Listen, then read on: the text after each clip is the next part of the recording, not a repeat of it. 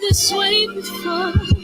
Travel through the open door. Circumstances navigated the path, and life happened all so fast. No, it got lonely. Sometimes you see, I know we couldn't make it. Even when I'm off beat, I still land on my feet, and nothing can shake me, cause I know I took a hold on. I never. This is where I am destined to be. I'm not ready to give up.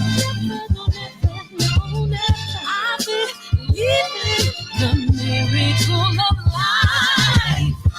Life's a play for no rehearsal.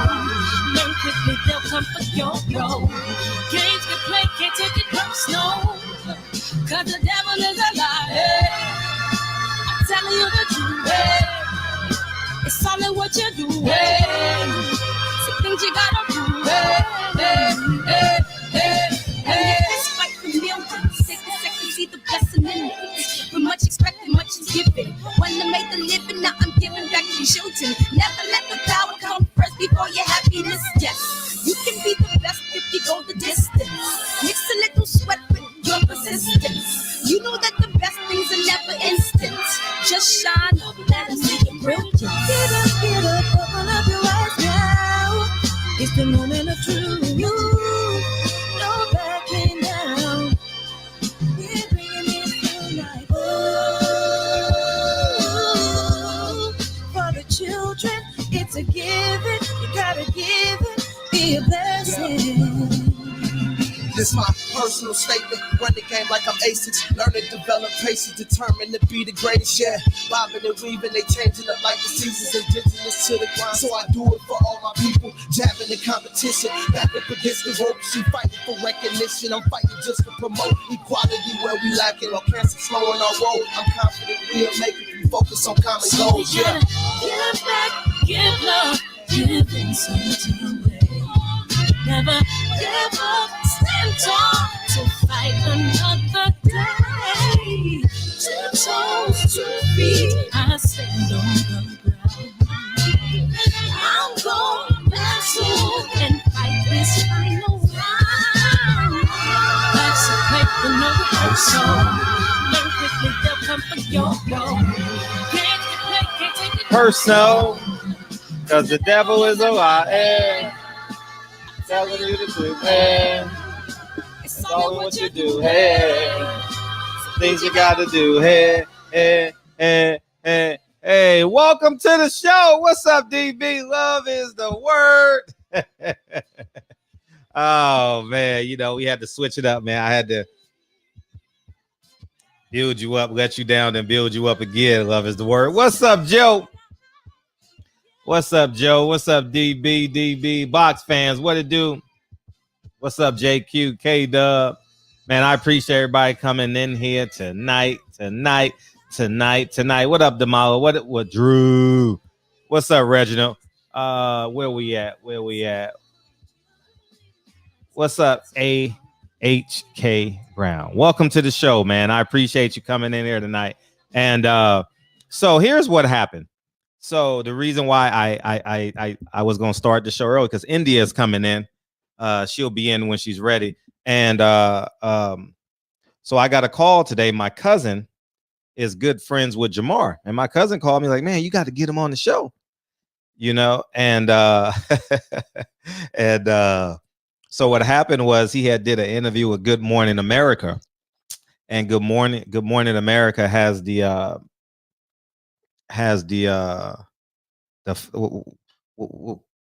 what's the term, like they do the interview first, so I guess they signed off, so we got to do the interview tomorrow, something like that. So we'll double back tomorrow, and we'll see how it goes. So I know people was coming in here, so when they ask in the chat, just let them know. So he'll be back tomorrow, and when India comes in, we'll talk about her book Redeemed, and so that's where we're at, man. How's everybody doing tonight, man? How's everybody doing? I was excited to hear his story too, because I saw Reggie post it. I saw a Black Fight fan post it.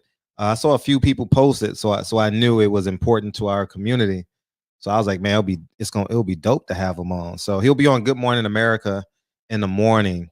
So when you guys when you guys wake up on the East Coast, you'll have it in a couple hours, 6 hours, right? 6-7 hours. So look out for that. And so that's where we're at with that. What's going on in boxing today? I have no idea. What's going on? Anything new happened in boxing? I ain't went to boxing. I ain't look at no. I ain't seen nothing today. Y'all got to fill me in. You know what I mean? Did Crawford accept 70-30, 60-40? Did Earl Spence drop it to 60-40? I don't know. I don't know where we at with that. You know what I mean? Canelo fans still going wild. You know what I mean? The double standard of boxing is alive and well. You know, I got a real question though. I got a question. Should we really, and I'm with it. Y'all already know who I am. These the black fighters, man. Should we hold them accountable for letting all these guys get passes, man? Like they just be so kind and so nice. And then they get, but you know what the reverse side of that is? We get blamed for it. You know what I mean? Like all the content creators, we get blamed for saying, "Oh man, oh you're not supposed to be disrespectful." When it's convenient for the black fighters, they always say, "Oh man, you got to keep it cool on the brother." But then they be like, but then they got like, then they give Canelo passes though. Canelo is a weight pimp, a PED user, and he's the best fighter in the world. I don't know how he's the best fighter in the world, dog. I don't even know how you can even. Okay, there we go. Yeah, this stand is going by the wayside. I'll have to get another one. But I just don't understand, man. The first words coming out of my mouth is Canelo is a drug cheat. Not one media personnel spoke up about him being a drug cheat. Not one. I ain't hear not one question asked about his failed drug test. Matter of fact, I've never seen him answer it. Everybody's friends and fans. Everyone wants to be cool. Everyone wants to be accepted. So at the end of the day, who's the hoe? Who's the hoe in all this? See, here's the catch. For most intents purposes, they attempt to ostracize me. Right? They attempt to, oh man, he gonna go away, man. Let's just stop giving them credentials, and everyone wants to be friends and buddy with the fighters as opposed to telling them the truth. Now, I respect the fact that you have that you have friends, you become friends with them, because that's what happens over time, right? Like you spend time with them on the weekends, and so you develop a relationship with them. I understand that, and I understand that you favor other fighters, managers, promoters. It just happens. Like, you know, when you go to work, you go to lunch with your favorite coworker, right? When you on a sports team, you hang out with your favorite teammate. It just happens like that. You know, you sit at the same. If you guys went in college, you sit at the same lunch table when you were in college. No matter, it just happens. It just happens to be that way. You know, so I think that the accountability is not there per se. You know, it's really not there. And he went through a whole fight week and never was asked about rehydration clause and PED uses, and I just don't get it. I don't get it. Wagwan, Fred. Wagwan. How you say that shit? I don't know how you say that. Oh man, it's just, I try and grasp it and understand it, and it makes no sense to me. You know, I try and make sense of it, but y'all guess is as good as mine. You know what I mean? Definitely as good as mine. I don't know. Who can hold, who's fair? What is fair, right? That's such a subjective term. You know what I mean? But boxing is gonna go as as we allow it. I think this quarantine should have inspired boxing fans to understand their value, right? Because Bob Arum has come on and said it. PBC scheduling has proved it to you with all the pay-per-views. This was a record year in pay-per-views for PBC. Probably what they do, 4 pay-per-views. They did 3 pay-per-views in September, October, November, December. They did 3 pay-per-views in 4 months, which is odd, like in terms of like rationing it out so you can get as much as you can, because people usually can't do 2 pay-per-views in like 45 days, 30 days or so. But I think boxing fans should have woken up and been like, you know what? My dollar has power. My dollar has value. And we got to look Leonard Ellaby in the face and be like, nah, it's not going down like that. You got to earn my dollar. You got to look Eddie Hearn in the face. Nah, you got to earn my dollar. You got to look Bob Arum in the face and say, you got to earn my dollar. And I think that's important. I think that's what boxing fans truly, truly, truly need to grasp and understand. So I like that, DV. That's funny. And I think like that's where we should be. Like we're so undervalued, man. We're so undervalued, man. And I just really, really want us to see our value. They can't do. Bob Arum said we can't do big pay-per-views because we need a gate. Yeah, that $10 or $15 million, that $5 million, that $20 million gate, they need the gate, right? To offset the overhead that they have.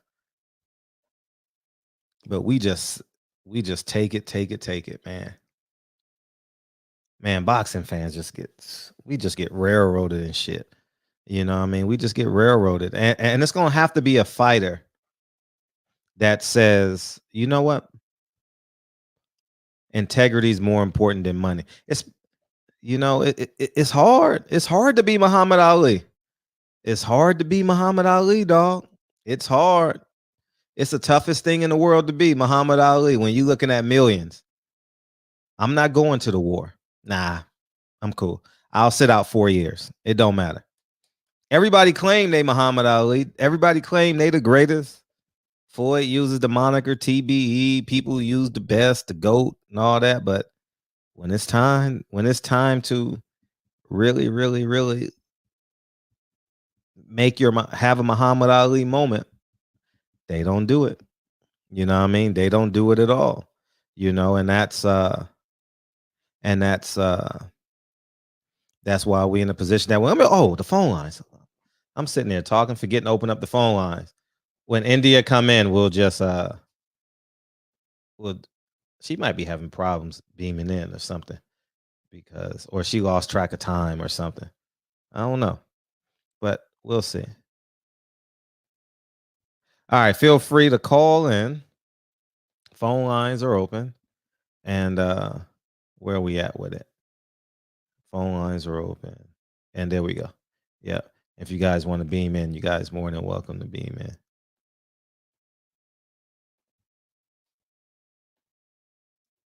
Yeah, there you go. Yeah, we're solid with that. So I got to change the title of the show. Yeah, but fans, we just get used, man. Damn, we get used. But that's life.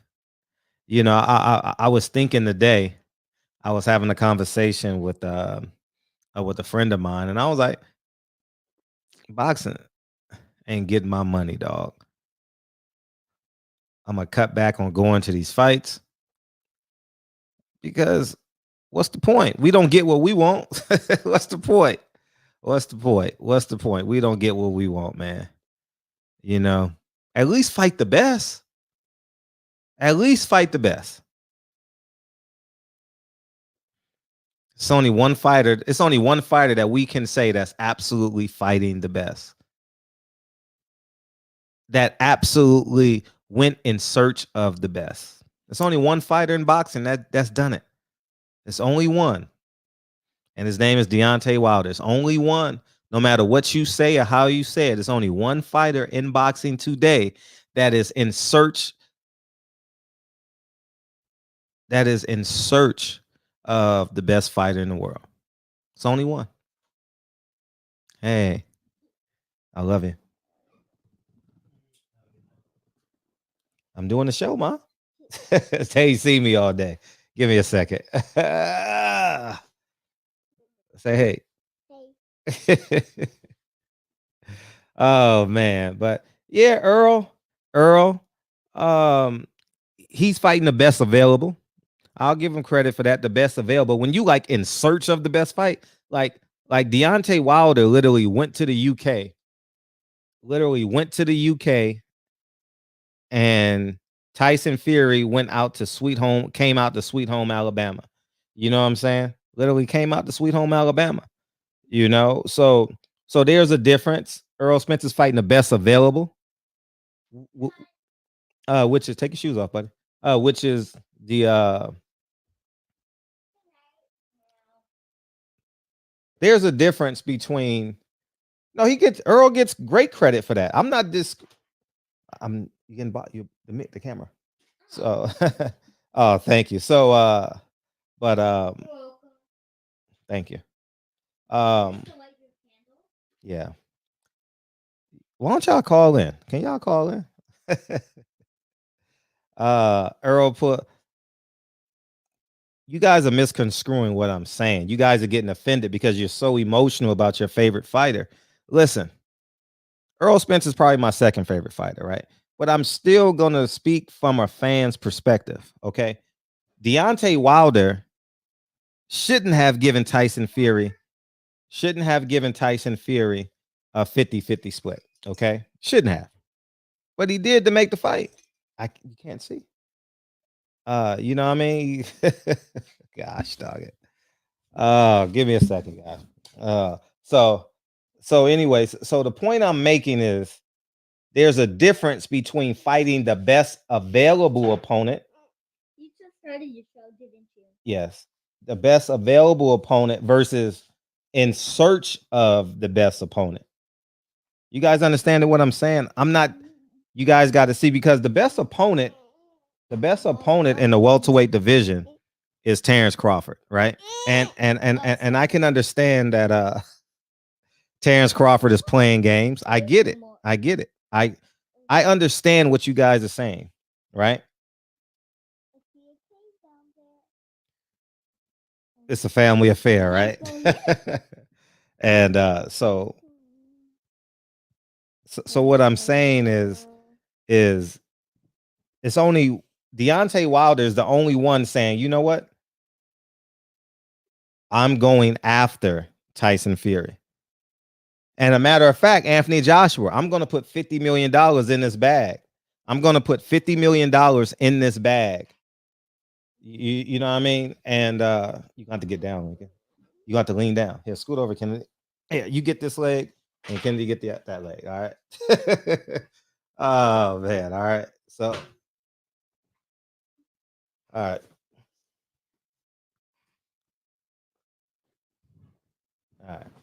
All right. So I need the microphone. All right, I'll do it like this. So we're gonna hang out for a minute, okay? So did you see Saturn and Jupiter tonight? Pretty cool, huh? Did you see the Christmas trees, the Christmas lights? All right, good. All right. So yeah, completely hijacked. So here, give me a kiss and go upstairs. Or go get your iPad. You can get your iPad and sit over there. Go get your iPad and sit over there. Go get your iPad, Kiki. Go ahead. Daddy, is it 9:18. So I appreciate it. So you go with the camera. So what I'm saying is you got to understand exactly what I'm saying. You guys are so. Can we just have a pragmatic conversation? where we're just speaking without emotions, without anything, just from what we can observe, okay? Just from what we can observe, okay? So Deontay Wilder said, you know what? Anthony Joshua don't want this $50 million. You know what I mean? Anthony Joshua don't want this $50 million is in the bag. You know what I mean? This $50 million is in the bag. So you know what I'm going to do? I'm going for who's the next best available opponent that I can possibly fight.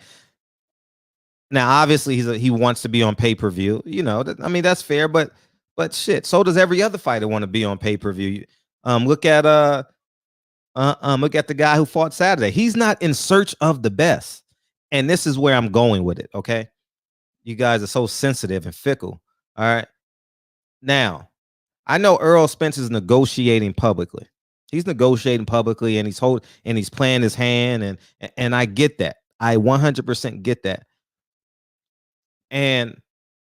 But when you see Deontay Wilder literally get on a private plane or fly first class, 6'7", 6'8", you know what I mean, get on a plane with his team and fly to the UK to go, and that was 2 Augusts ago, remember?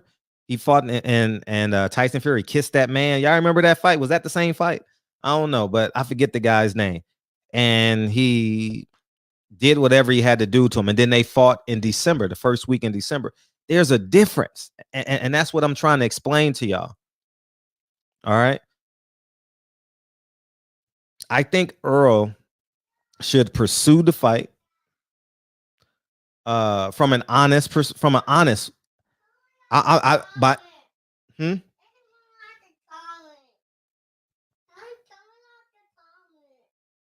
Ask Lincoln.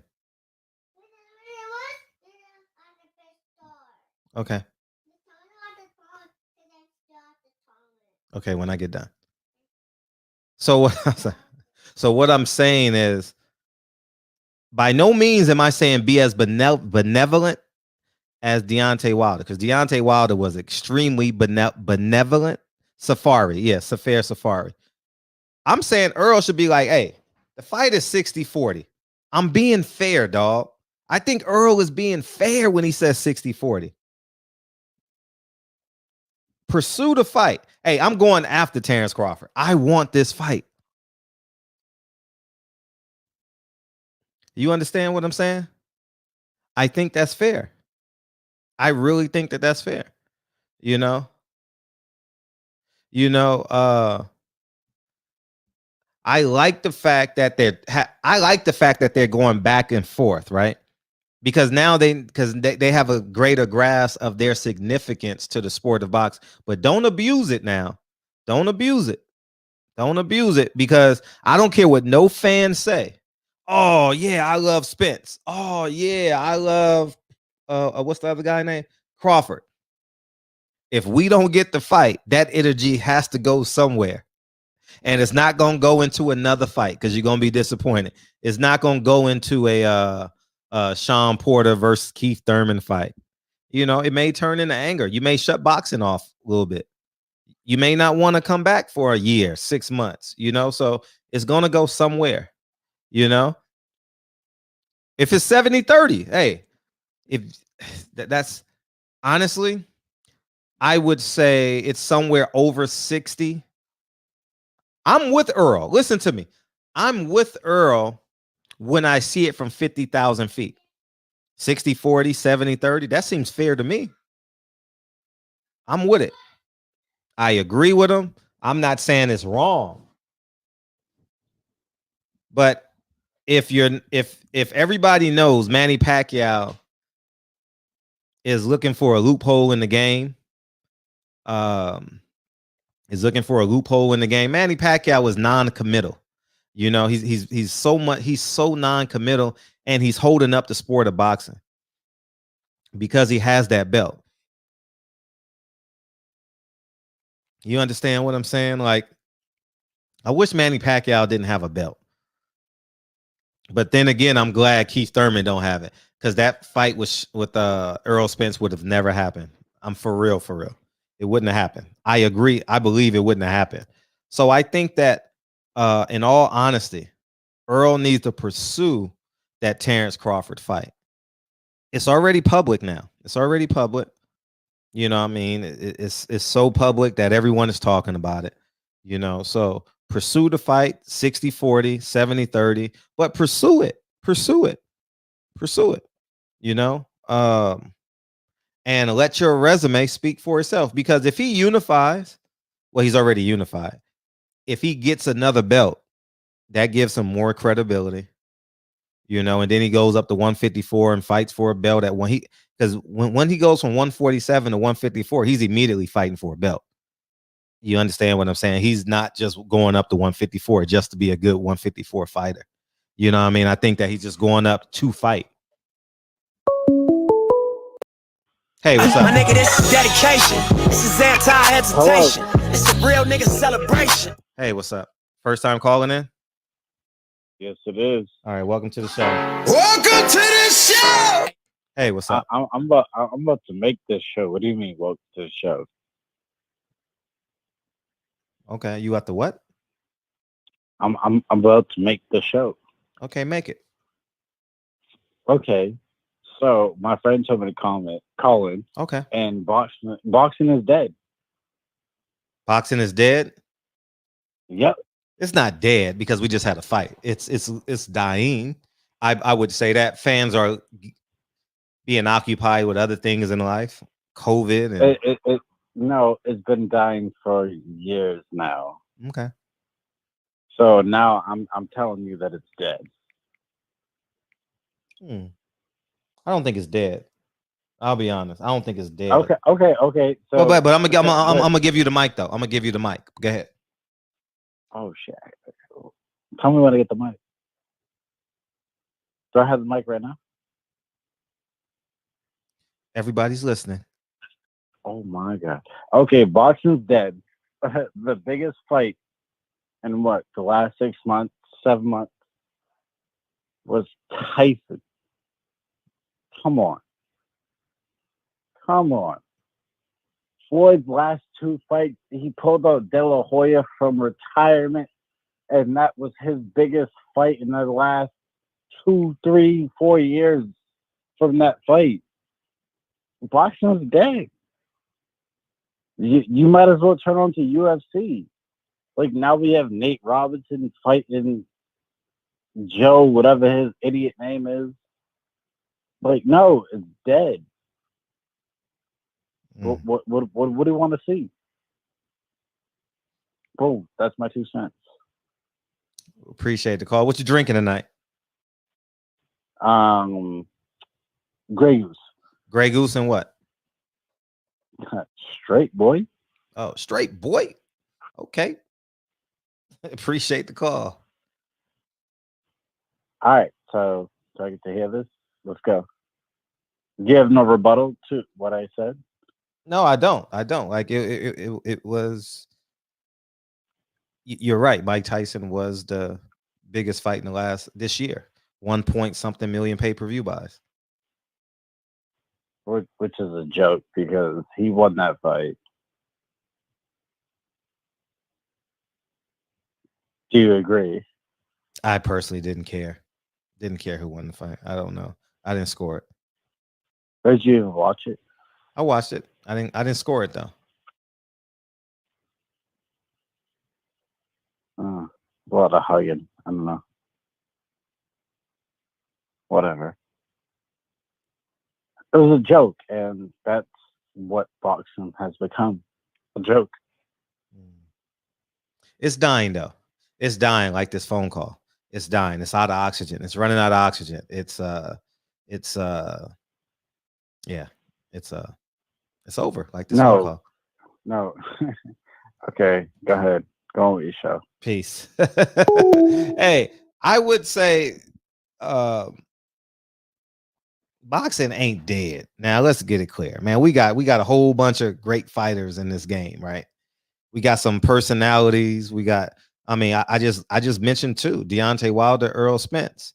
You know, I stop what I'm doing to watch those two fighters fight.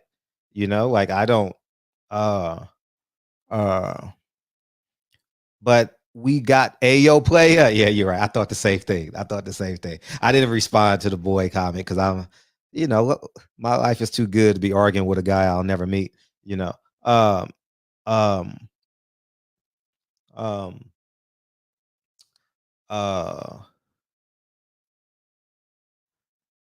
I think Wilder Fury adds something to the sport.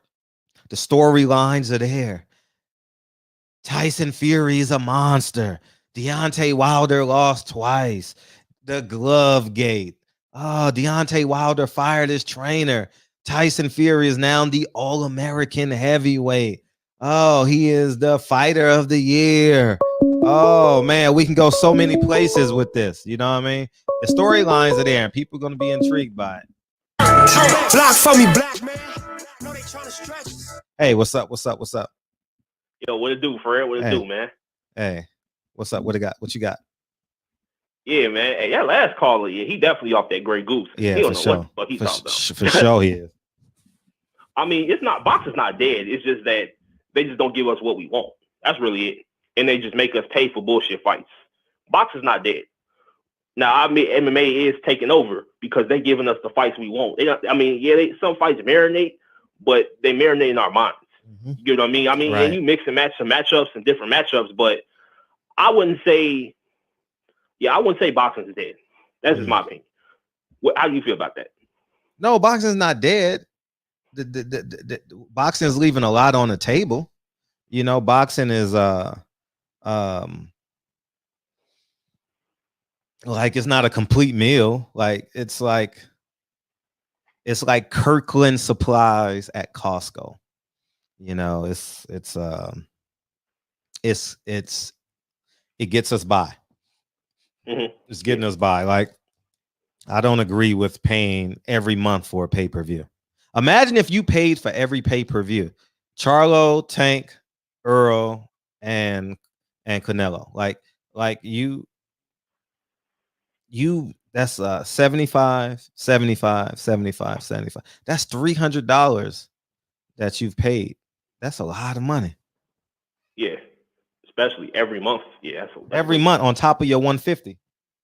Right. On top of your 150. If I am a fighter for real, in the depths of my heart, I would fight for free and I would advertise it as, man, it's COVID. I need to give back. I understand what we're going through.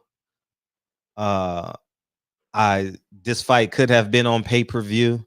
I understand. I'm going to make a financial sacrifice like you guys are making. I understand. I know I live a different life. I understand it. I get it. However, because of the climate of America that we're in, I'm going to make the sacrifice and not have people pay for this fight. I think people should be able to watch this for free. I think that's important, especially if no fight is worthy of pay-per-view besides Wilder versus one of the top two heavyweights outside of him, and Crawford and Spence. Those are the only two pay-per-view fights we got in boxing. Tell me another fight that's worth pay-per-view. I'd say Canelo versus Charlo. I don't think that's pay-per-view though. I mean, it's gonna be pay-per-view, but I don't think it's pay-per-view worthy. Like I don't. Let me ask you, why don't you think that's pay-per-view worthy? I disagree wholeheartedly. I think that's because I don't know how you're gonna sell the fight. I don't know how you're gonna sell it. It's gonna be on pay-per-view because people gonna say, oh, it's sentiment, so it's gonna be pay-per-view. I don't think that fight should be pay-per-view. It's a good fight. It's not a pay-per-view. To me, in my humble opinion, it's not a pay-per-view fight. I think it's a high-grade fight, just like I don't think Plant and Benavidez is a fight. And I think that's a better fight. Plant Benavidez is a better fight because they're gonna throw punches. Canelo's gonna counter Charlo. He's not gonna lead.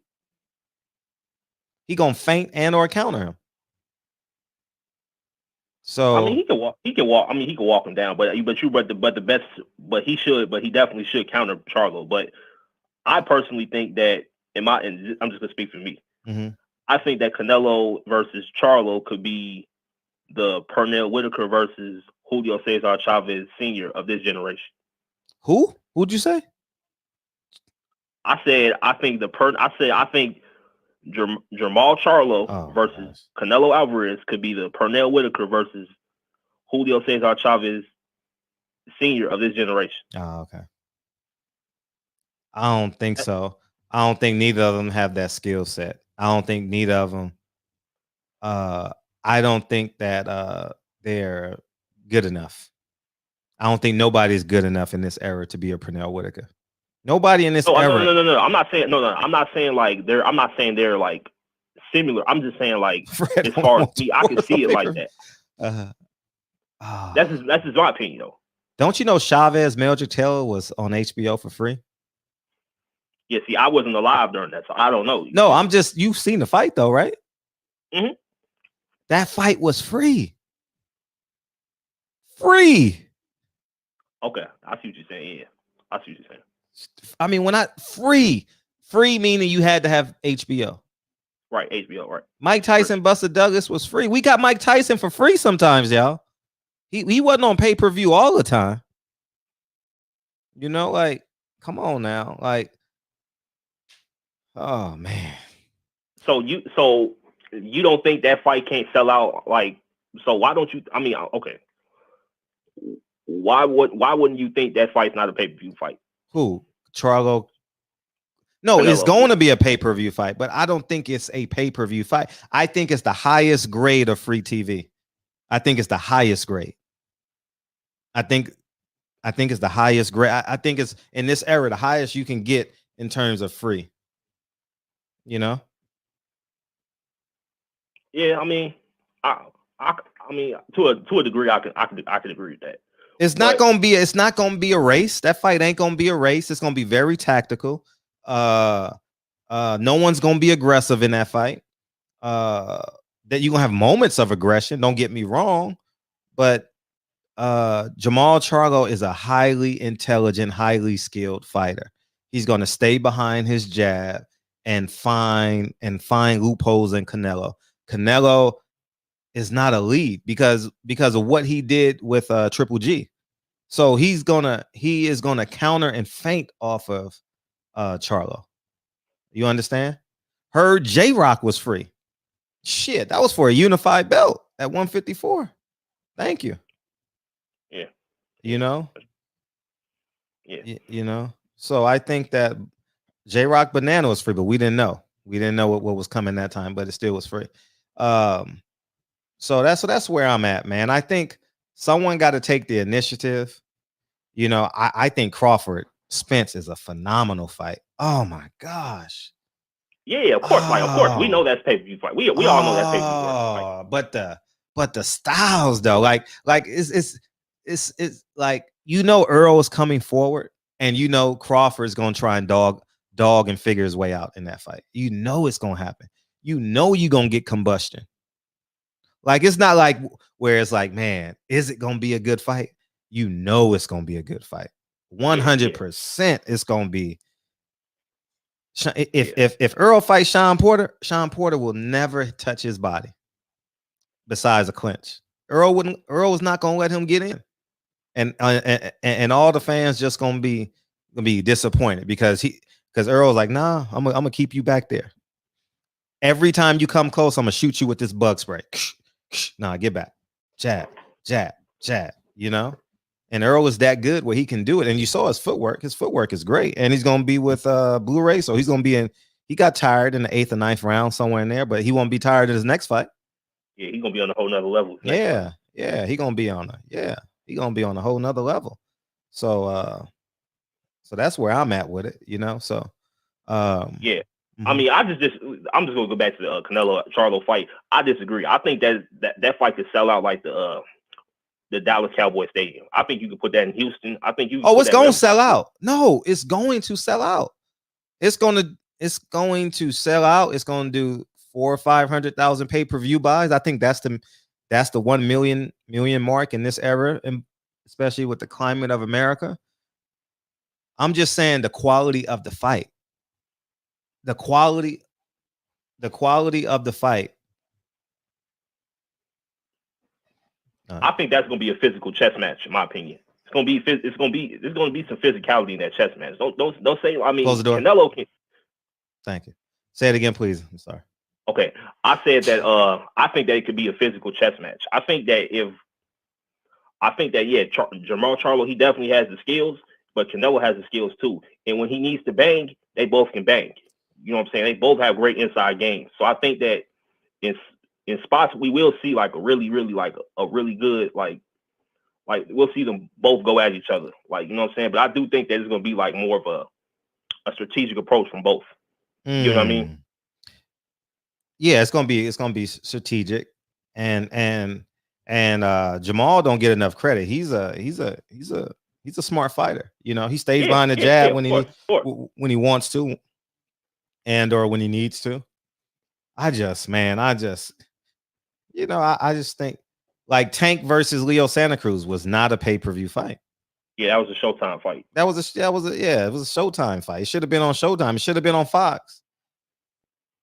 It should have been on Fox, you know. Mm-hmm. You know, I think that boxing is weird now. Like Jamel Charlo Rosario shouldn't have been on pay-per-view. I thought Jamel Charlo should have begged for it to be on Fox. Beg, like, Al, can you please put this fight on Fox for me? I'm gonna beat his ass and I'm gonna walk out with all these belts, and everybody that don't really know boxing gonna think I'm the best fighter in the world. Right, it's on free TV. It's on free TV, and you got all the belts. And imagine a 9-year-old kid seeing Jamel Charlo knock out that guy. Yeah, you see what I'm saying? Like, damn, and he got all them belts. Damn, you know? Yeah. So let me ask you this. Yeah, This is my last question. Go ahead. So like, okay, so we slow motion tonight. Go ahead, take your time. Okay, so what's more meaningful? So more pay-per-view. So let's say you get like 1 million pay-per-view buys versus 10 million views. Like, I want 10 million views. I want 10 million views. Fuck that. Yeah, I want 10 million views. Oh my God, yeah. I can flip that. I can flip how that. would the net? So I'm saying, like, how would the networks like make money off of like the network make money off of people like watching the fights? I don't care about the network. I don't give a fuck about the network. It's about my brand. I want 10 million people watching me. I don't care about the network. If I'm a fighter, I don't care about the network. They're lying to you anyway about how much they spending, how much they taking. They lying. They ain't telling you the truth. Why should you care about them? Yeah. Well, that's my call for. I'm back in the chat. Man, I appreciate you calling, man. You know, we got to convince Bud and Earl to make this fight, man. That's all we should be asking for. And then once the fight is signed, then we can have some fun with the fight. Then we can lighten up. You know what I mean? Stay ready. We can lighten up and just have fun. And I can be once the fight is signed, I can be an Earl Spence fan again. You know what I mean? I can be again, not that I was lost, but I'm saying like now I can just relax. Boxing got me so like, man, so like you don't know what's happening. Like you have no idea, you know? We got to get that fight signed, dog. We got to get that fight signed. That's the goal. Get that fight signed. People in Dallas. Earl is he's a humble man. I saw his story today. He was walking into a restaurant with his family. You understand what I'm saying? Earl is everywhere in Dallas now, or excuse me, Texas. You know, he seems very approachable. He seems like he goes to Walmart, Target, supports his black businesses. You know what I mean? He seems like the guy that does his miles with the you know what I mean, with the stroller and shit. You know, he seems like that kind of guy. Truth be told, Bud Crawford seems like that type of guy too.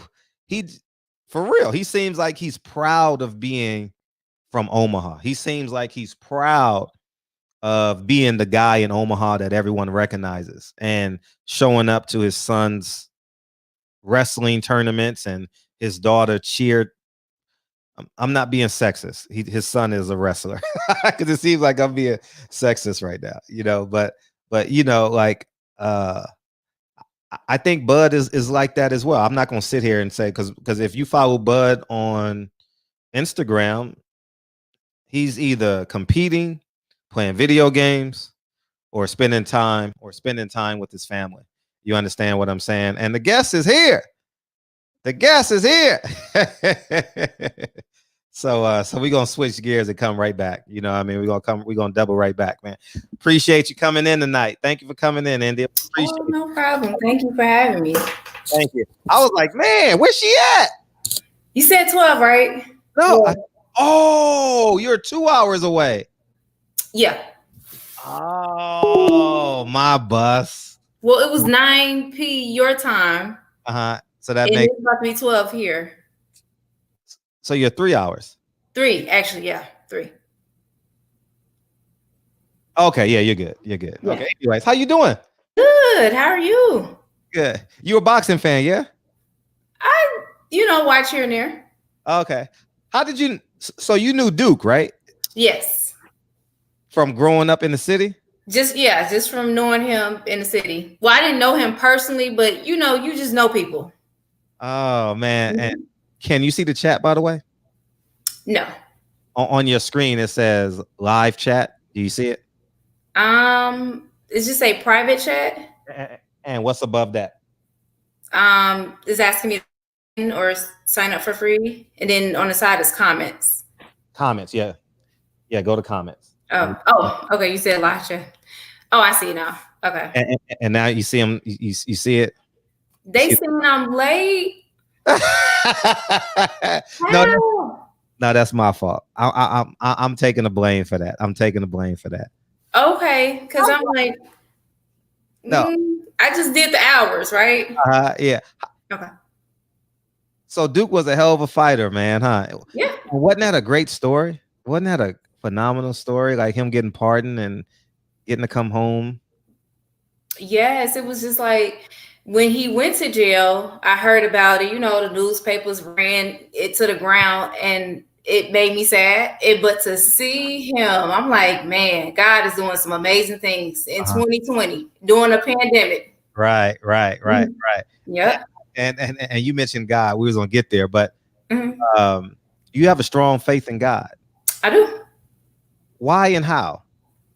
Well, it wasn't always this way. My grandma used to, try to get me to go to church and all this. And I'm like, I go, but I'm not listening. I mean, I don't understand what they're talking about. And so hey y'all, and then once I kind of got a feel for, God just came and spoke to me personally. Even my friends was trying to get me to go to church. And I'm just like, no, I don't want to go. But it wasn't until my own experience to learn that God is real. And so that's how my faith came about. But nobody forced it on me. They tried, but it just didn't work. I wasn't trying to hear it. Yeah. And you said God spoke to you because we have a pastor, Usher, Deacon 305. He'll probably call in at some point. And he is very spiritually driven. Okay. And you said that God spoke to you.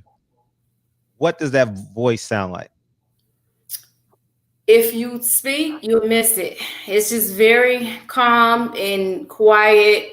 And man, I wasn't really trying to hear anything. I was at that time, I was running around Gary, trying to be a bad girl. But somehow, I failed so hard that it was just like God just kind of spoke to me. It's just something that I can't really explain. Sure. Like for you to understand, you will just have to experience God speaking to you. But it's a quiet voice. It's not my own voice. I know it. No. And could you see like the differences in lifestyles and mindset as it pertains to living with God versus living without God? Is that the correct term? I don't know. Yeah. Okay. Definitely. What am I leaning on? without God, like what is it? You know, when people pass away, my faith keeps me strong, my faith in God. And, just things that's going good. I'm like, oh, thank you, God. My prayers, you hearing me, you with me. And yeah, so living without God, my attitude was different. The way that I treated people, like I just didn't have a care. And, I don't know. It's just different for me. And then my spiritual walk is, to get right into it, even with my celibacy journey, being celibate, God has helped me with that, So, yeah. How long has that been? 2 years and 5 months. And how many days and how many hours? Now I'm just I can break it down. No, I'm teasing you. And what got you to this point? But before that, let's talk about your book. Okay. How did you? What inspired you to become an author? So basically, I don't know if you got a chance to read my book, but I haven't read it yet. I'm going to. I saw your interviews. Okay, so give you some background about my book. Let's see. I was adopted at birth. Wow. And I didn't find out until I was 13. So that happened. And my biological mom was 14 when she had me. Wow. So with that, and then, Gary, Indiana kind of had this crack epidemic, and my mom kind of got caught up in that, my adopted mom. So going through that with her, then finding out I was adopted, then I was a teen mom, and then going through my struggles, I got married at 21. So going through my struggles of the divorce and just the domestic violence, it was just like, wow, somebody needs to know that God is real. He redeemed me. And I was able to get my master's degree in healthcare management. And, I have some great boys. And, it was nothing but God that did that for me. I'm living in Texas and I'm enjoying it. So that's God. And a lot of people will fall and not even realize like that they can get back up. So this is what that's for, those people. How did you find out you were adopted at 13? So my mom came up to the school. My biological mom came up to the school, and my classmate walked past me. She like, India, your mom is here for you. And I'm looking like, where's she at? Because I'm looking for my adopted mom, because I had never knew about my biological mom. And when she's like, you India? I said, yeah. She was, introduced who she was, because I don't use any names in my book. And she was like, I'm your mom. And I'm just like, how, and she just kind of broke down the story of how she had me, and her mom made her give me up for adoption. Yeah. How was the first conversation like? With standing in the school? Or just in general, like I know you had to have a conversation, like who, what, where, when, why, and how. And so it was a brief conversation because I was on my lunch hour. I was in 7th grade. And it was a brief conversation. And when I got home, I talked to my adopted mom about it, and she had already knew because my aunt worked at the school, and she called her and told her that India came to me asking, who is this woman? So she kind of was prepared to talk to me. So when I got home, she told me that she just wanted to do it when she felt like I was ready. So, I felt like embarrassed. I was ashamed because I had went through a lot with my adopted mom. And I'm like, you're not even my mom, and I got to go through all this with you. But God has a way of doing things. And my adopted grandmother, which I don't call her that, she's no longer with me, but she had my back. I dedicated my book to her. She was my rock. So I guess that's why God wanted me to be paired with that family. So how did how did that begin to coexist? Like now your biological mom with your adopted mom. How did the cohesion merge? See, my mom, again, she had me when she was 14. So, she 20, something in her late 20s. So she's still running the streets. And I talk about my book, that, she was into the drug game. So she really didn't have a lot of time for me, but she time here and there, but they was kind of both jealous of each other. If I mentioned my biological mom, my adopted mom was jealous. If I, well, that's not your mama, blah, blah, blah, blah, blah. So it was a lot of me being in the middle of them. Yeah. When did you have an aha moment, like as it pertains to relationships with both? Well, I guess as an adult, nothing, because I really couldn't deal with it. I really acted out because of all of that was happening. So I really didn't deal with it then. Until I went to therapy. Mm-hmm. Therapy is a buzzword now, especially in the Black community. I'm telling people, I'm promoting it. Like it helped me. It really did. Did you like as it pertains to your adopted mom, were you angry towards her for not conversing with you the realities of it sooner? I never did like go off on her for not telling me, but I expressed it through my anger of acting out. It wasn't like a conversation. I was yeah. Did you do a lot of sports and stuff? No, I was pretty girl. I got to be with my friends. We got to go to the movies, got to hang on the boys. So I was like into that. Yeah. How were your grades? Good student? Because you said you acted out. Well, my grades was decent. Like I was in Gary school. So, basically they kind of pushed us through, but I learned what I needed to know. Yeah. So college was immediate after high school. And I was going to say I was a class clown too. Like you'll be perfect for DB. So you know a lot of jokes. I know you do the one joke, but I couldn't think of one.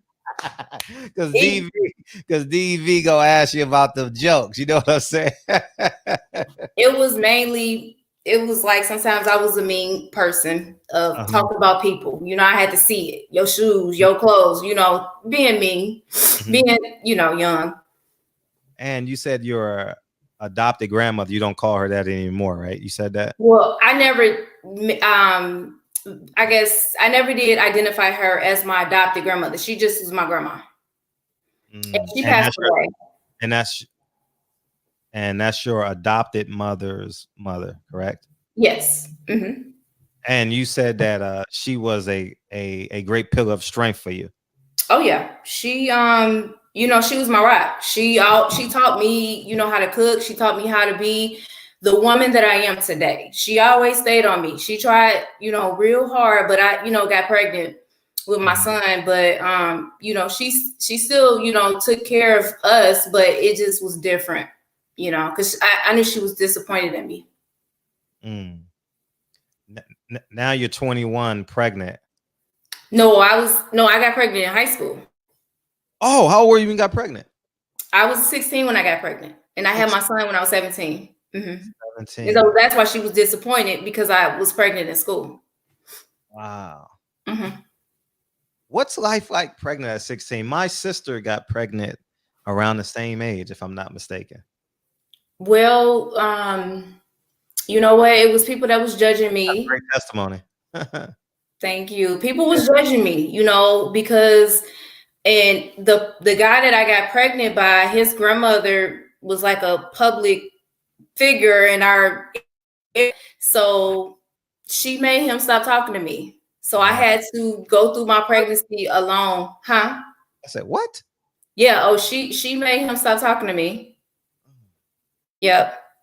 It's funny how women do that to other women, knowing the pressures and the pain and and how important a man or a woman, whether it's on the other side of the fence or protecting the male or the female, how important having both parents are.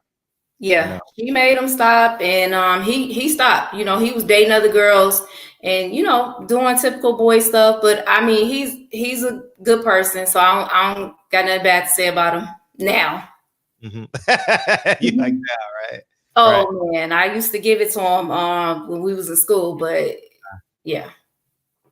And that hence the title Redeemed, right? Is that? Redeemed.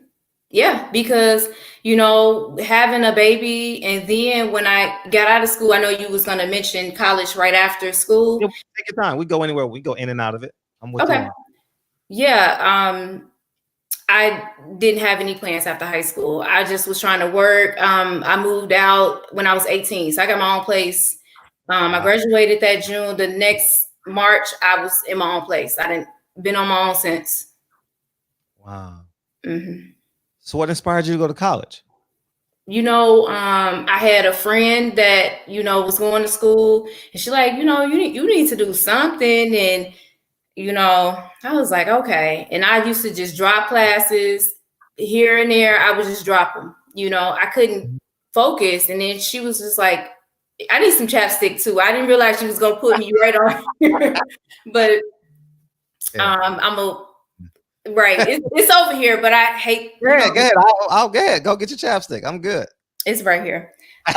But my friend, she promoted school, and I'm just like, okay, let me do something. Get your life together for your son, you know, because it wasn't about me. I wanted to kind of do more for him because we was living in the project. So, you know, I was paying $4 for rent at one point, and $2 in other apartment.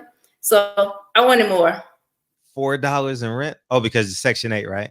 Well, it was like low housing. Wow. And how were you when you enrolled into college?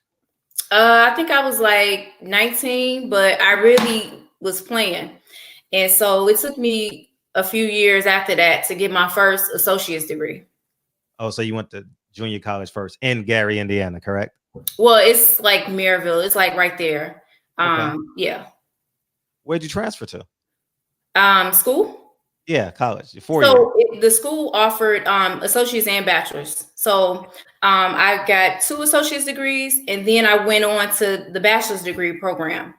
And then I transferred to a different school for my master's. And I just enrolled back in school now, but this is my passion and purpose. I'm going for my master's in social work. Okay. And you obviously want to be are you currently a social worker? No, I'm not a social worker now, but that's in 2 years. So yeah, but I'm coaching people and just trying to help people to move forward. When you look back, do you see the challenges, or did you see the challenges when you were going through them?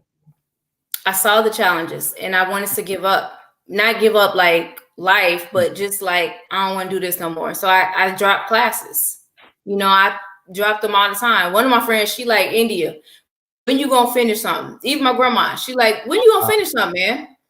I had them too that was on me. And like, I wrote about that in my book, that, you know, I just wanted to go out. I wanted to party. Let me go to the club. We used to go over to Chicago because, you know, Gary right by Chicago. So we used to go. I know it now. You didn't know that? No, I'm in LA, so I don't know. I don't know. Oh yeah, it's like 30 minutes. So it's LA and New York. All the other 48 states don't really exist to us. You know what I mean? I get it. I know. I'm messing with you, but go ahead, continue. But yeah, so, you know, we used to go over there like almost every day. So yeah. Damn. You a tough hombre, huh? Man, I'm a warrior. You're a warrior, right? I am. Warrior. And more books coming? Yeah. Yep. I'm gonna write about marriage when I get married, and then I need to just drop a quick ebook, you know, to get these young ladies on board about, you know, sleeping with these random men. Just chill out on it, you know, because you need your discernment in order to think your next steps through, you know, and you don't have it when you distracted by these men. So you take me somewhere. By the way, she got a book entitled Redeemed on Amazon. Go get it. Go get it. We're notorious for supporting guests. Like, thank you so much. Oh, we're notorious for it. And if they want some autographed copies, I still have a few left. It's IndiaCrawford.com. IndiaCrawford.com. Mm-hmm. Yeah. And but social work is that like a passion project for you? Yes. This is like retiring from health information management, because, you know, reach the 6-figure mark in that field. That was my goal. I just wanted to say that I made 6 figures, you know? Wow. So it was just like, okay, now it's time for me to get in. It ain't about the money. It's more about how can I be a servant to this world? You know, how can I push, you know, what God wants me to do? Because I know he didn't redeem me just to sit on it and just to, you know, I ain't gonna curse, but, you know, just mess on other people, like, you know, show out. Nah, I want you to have it just like I do, if not better, you know? Yeah. And now you have 2 boys? I have 4 boys. 4 boys? Yeah. All boys? I have 4 boys. How did that? You got all boys? I have all boys. Wow. How old are they? You don't mind me asking. Oh, so they spread out, but I have, you know, my 20-year-old that was from high school. And then I have a 16-year-old, 11, and my baby just turned 5 Sunday. Beautiful. Yep. And you want a girl, obviously, right? Well, I did, but, you know. Oh, you done now. You know what? If I get married, my husband want a child, it's something we got to pray about. So prayer works, huh? Yeah. Really? Yeah, you gotta try it. You said you gotta try it like it's like it's a burger joint. You gotta try it. I mean, I'm just promoting prayer and relationship with God. As you should. I'm over the phone lines too, because I know probably got some guys that want to try and be your next husband. And but feel free to call in at your leisure, guys. I'm looking at Picasso comment. He something else. The chat is unfiltered. So the chat is very unfiltered. That's fine. I love the chat is amazing because they stay engaged throughout the whole. They hear every syllable that you say. You know. Okay. Okay. Yeah. So speaking of which, so what's your take on 2020? Speaking of prayer, you talking about like the pandemic? Just overall, 2020. How would you? 2020 was good to me, but I mean, I'm not living in a bubble and not seeing what's going on. You're in Texas now, correct? I'm in Texas now. Mm-hmm. What city? Well, the Dallas area. You are? Oh, damn. Okay, that's dope. Okay. Yep. Okay. Yeah. Cool. So I would just say that you know, my heart really goes out to the people that has, you know, been impacted by, you know, COVID and all of this. It's very unfortunate. Don't get the vaccine, but because it's not a real solution, you know, in my opinion, and it's still in the trial stages. So don't be, in my opinion. But yeah, it's been something. But I went to a conference last year. I don't know if you're familiar with Tiffany Montgomery, but she's on Facebook and all that. But she has a platform of, you know, it's called Millions Conference. And last year she talked about the theme of it was rich and recession. So we had forewarning that a recession was coming, because I don't know if you know it or not, but we're in a recession. Like some people are, you know, the country is definitely in a recession because of the pandemic. I didn't know the pandemic was coming, but I had been telling people too, you know, like, dude, get some, you know, canned goods, get some water, stock up, because yeah, this is a recession. It's coming. That's what I was telling them last year. Yeah. What's the solution? If Besides prayer, what's this? Well, I'm gonna stay in prayer, but you know what? Just do like wear your mask and all these parties and gatherings and stuff like that. Do it via Zoom for a little bit just to kind of get things calmed down. But I don't see things going. I'm not a negative person, but just be prepared for 2021. Everybody's so rushed to leave 2020. Just be prepared for 2021. You saw that 2020 came out running. So just be prepared. Don't just think that it's a new year and everything will get better. When can we anticipate better? You just got to create your better, even with the mess that's happening. You got to create what's better for you and your household. So it's on an individual basis. I like that answer. It's a time for entrepreneurship and creativity, I think. Yeah. Like because the country is kind of in if you see it from this perspective, outside of people getting sick, it's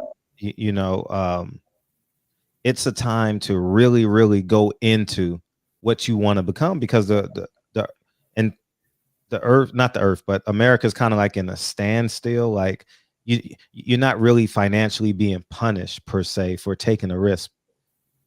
Although you might have lost your job, but I'm saying in terms of taking a risk, like it's probably 50 cents on the dollar, 70 cents on the dollar. You can get things moving a little more swiftly too. And then people are home now too. Yeah. So it's less competitive in the free world. People are home. Like I stay home all the time now, so, and you sitting there in Texas doing whatever you want, have you just moved freely? You just wear a mask and move freely? Yeah. I don't move in fear.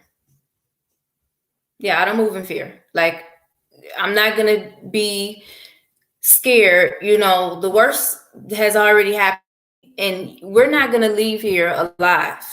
And I'm not going to spend my days here living in fear. It's just pointless. How about practical? Like in terms of like knowing that the virus is there. So moving intelligently. Of course, I have my hand sanitizer in my armrest. When I go, I just put my hand sanitizer on, wear my mask, and I just go where I need to go. Now, I'm not just out here just going to parties and doing all that. No, I handle my business and I come home. Did you have an opinion on the election and politics? So I try to not debate with people about it because it just wasn't a good choice this time around. I mean, I don't think it ever is, but again, you gotta create your individual life. Like you can't just get caught up in politics, the pandemic, nothing that the government has going on. You can't get caught up in it. You got to create what you want. Turn off the noise. Like I don't watch TV. So I mean, when I catch the news, I may see it in my news, the timeline on Facebook or something. And I unfollow the pages because I don't want that in my mind. It's negative. Yeah. So you think Biden was a bad choice? I just think that with everything moving the way that it is, I mean, I'm not like, oh, Trump, oh, Biden. I'm just team God and team India. Let's make it and redeem, helping people to overcome, heal, and move forward. Once you learn that, it's all that. It's not that important. I mean, I'm gonna be all right regardless. It's funny because Jason Whitlock said that last week on the show. He said, God, because someone asked him, can you be pro-black and Christian? And he said, believing in God answers both of them per se. And I didn't get a chance to ask him, is God black? And that was because it would have went down another 20 minutes. And we didn't have time because the show was ending. But God answers all that, right? Yeah, let me, how can I say this?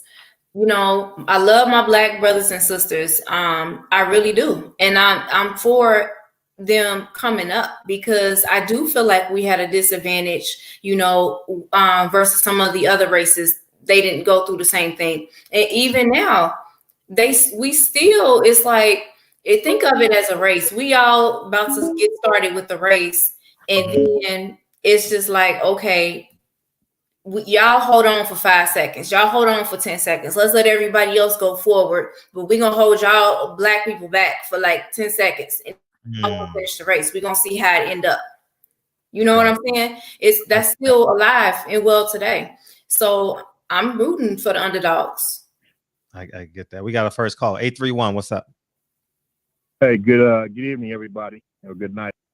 I just wanted to say that I wanted to congratulate her on her drive and her vision for her life to overcome all the things that she's had to overcome. Thank you. And one of the questions that I wanted to ask her is if what actually motivated her to become celibate. That's one question. And the next question is what makes her feel like she's ready for marriage with a strong man that is supposed to lead the family as he follows God. What makes her think she's ready for that, with the exception of the celibacy? That's all I have. Okay. So when I was engaged, you know, I was fornicating. We didn't wait until we was married, because, I mean, obviously didn't get married.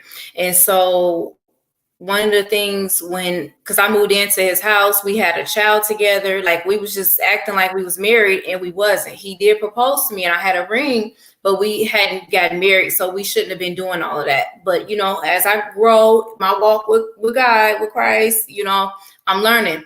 But so after that, I was just like, you know, I don't want to get pregnant. You know, and I'm just respecting the fact of, you know, my relationship with God. Like, it's a no-no. You know, fornication is a no-no. So I'll wait. And as far as knowing that I'm ready for marriage, is because I did the work to heal and to you know, just move forward. And when I say that, I just mean, like, my husband, of course, he's going to be the head of the household, because I want order and structure. And, you know, that's just, I'm ready for that. And I'm open to that. Hope that answers your question. Yeah, you did. You know, I'm just going to add to that real quick. I think a lot of times what happens with our people is that we have a hard time having those healthy relationships, because so many women have to take the lead in the families because of the dynamics of mass incarceration. A lot of ways African American males are locked out of, quote unquote, the American dream.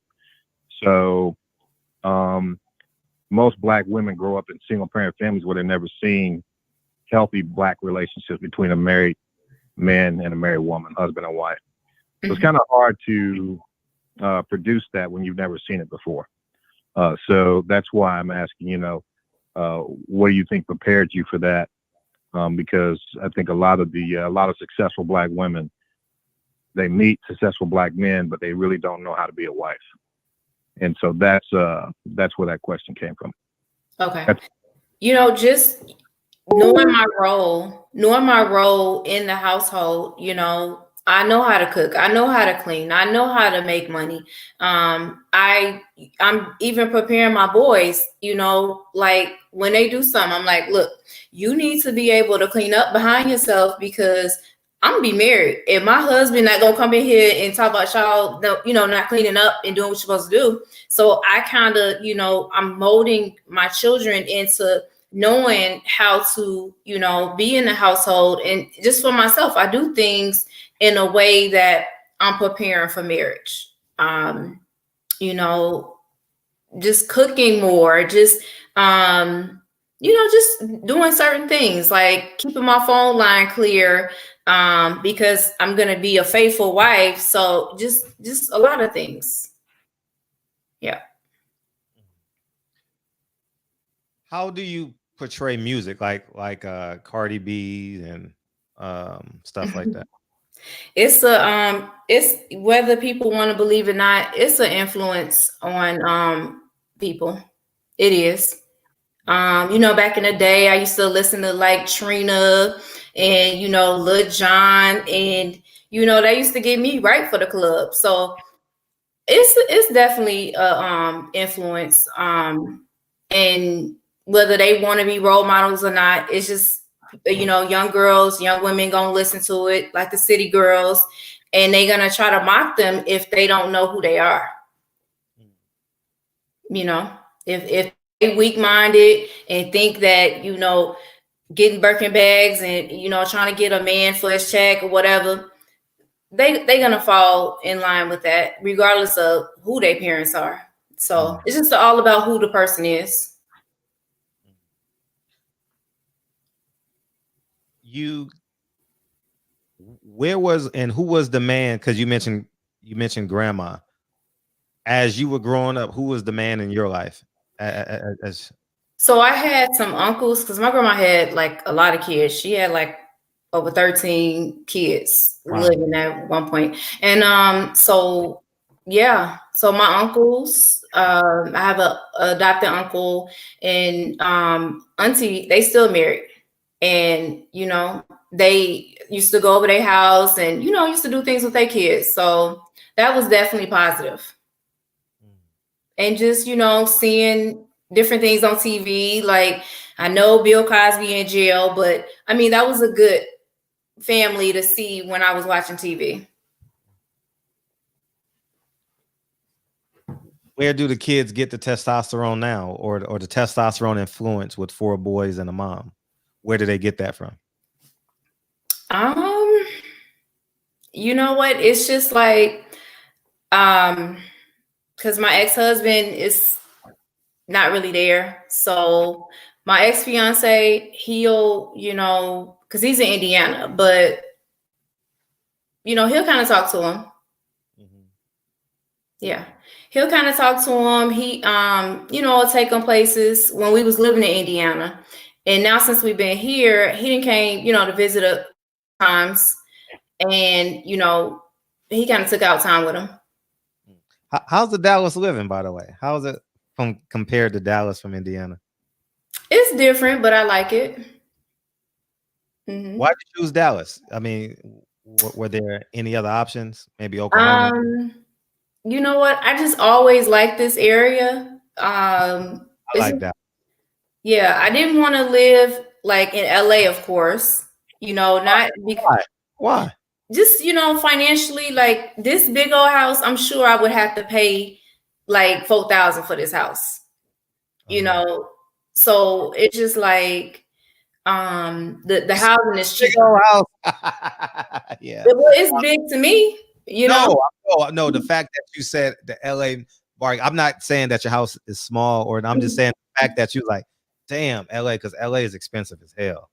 Yeah, so it's just like they pay me a lot of money to live in LA, for the type of work that I do, but it's just like it wouldn't add up. It would be like I'm, working low, getting low wages compared to the cost of living, and wouldn't do New York, can't do Atlanta or Houston.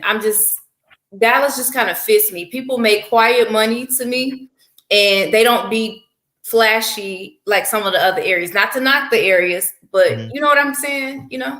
Sure. Yeah, because we have a fighter in Dallas who's real popular on this channel named Earl Spence. I'm familiar with him. I have a story, but I'll tell you offline. Okay, yeah, he's a hell of a fighter, and he does good. So when you mentioned Dallas and the barbershop, it's like Earl Spence country. You know what I mean? And great fighter. I don't know him personally or anything. Okay. And also had a friend of mine who played for the Mavericks. He was a guest on this show too. He played for the Mavericks for like a half a season. Okay. Someone in the chat saying Houston is better. Houston is better, but it's busy. And 412, what's up?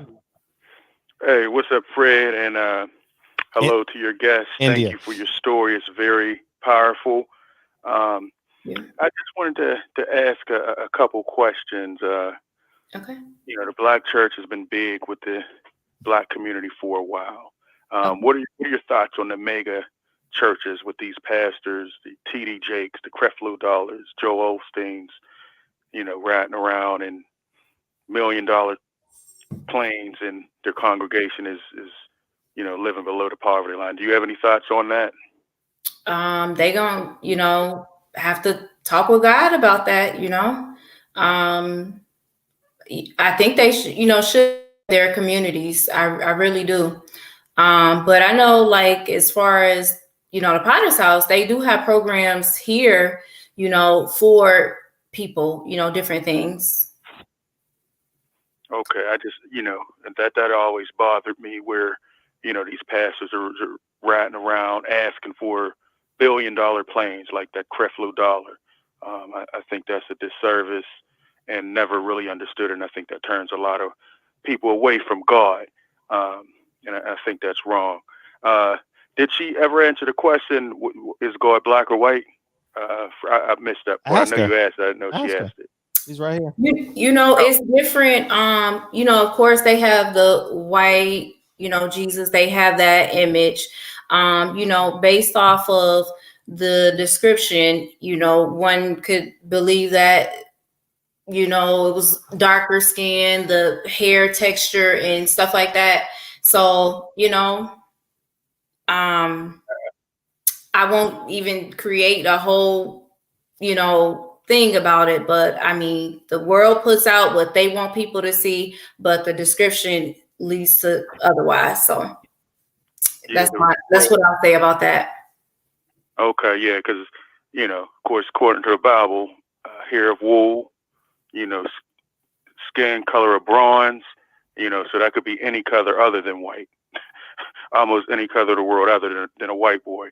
But that's not the image that's pushed out there. And the last question I wanted to ask you, you know, I know you talk about the church, but as far as Black power, Black empowerment, where do you stand on that? On Black empowerment? Religious? Can you be religious and be a Pan-Africanist, or be Black first, in your opinion? Well, I mean, again, I took my stance on it and said that, you know, I root for the underdogs. In this country, they treat Black people like the underdogs. They do. And so I just try to help my people. Now, do I have friends? Yeah, I do. Had they ever treated me, you know, made me feel like racist? They racist? No. But at the same time, they know my stance. You know, I talk about helping my Black brothers and sisters all the time. I don't say anything else about anybody else. Not to say that I haven't gave them very valuable advice, but that's not just something that I talk about on a daily basis. My presence for social media, empowering my people. Okay. And the last question I want to ask you, you said you have, you know, four boys. You know, I had friends that their parents were real religious, and some of them weren't allowed to play sports. Do you allow your boys to play sports, or you against it, or what's your thoughts on that? Well, they can play sports. We kind of moved during a difficult time with the pandemic, and but my son, he's interested in playing football, so you know, I'm gonna try to get him out there so that he can play. My oldest son, he played basketball, and my 16-year-old, he works a job, so that's not his thing. Okay, great. Hey, your story is powerful. I think it's going to help a lot of people. Again, can you say the name of your book again? And is it available on Amazon or your website? Yes, it's redeemed.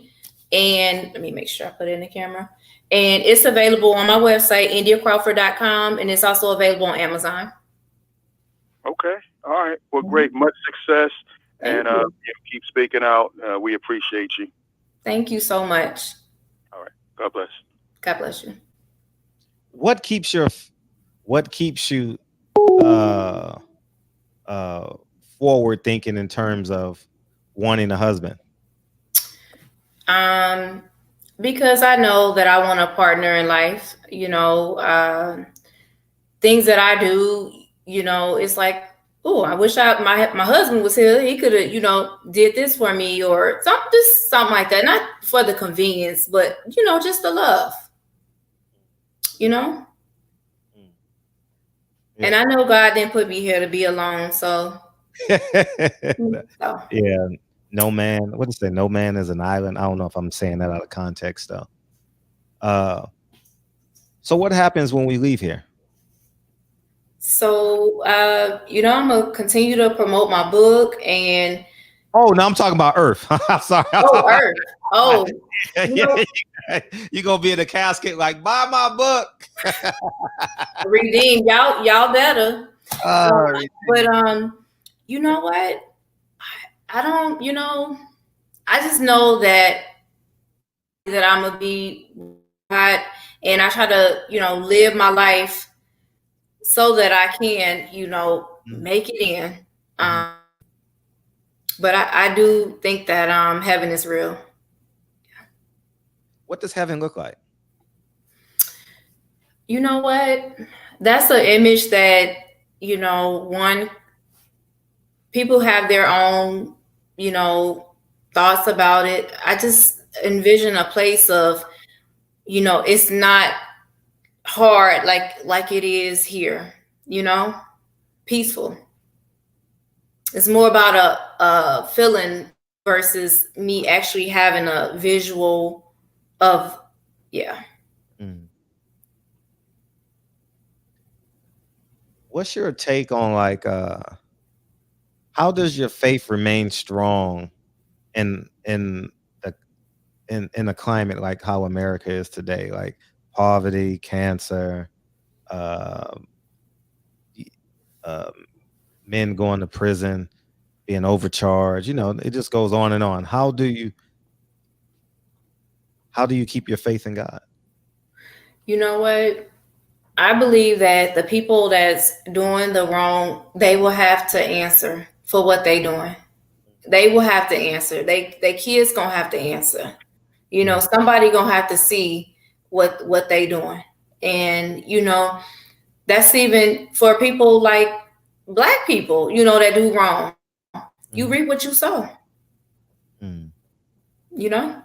That's my take on it. But yeah, I don't agree with it. And so I can do to empower people to, change their lives around before they about to make a mistake. Sure.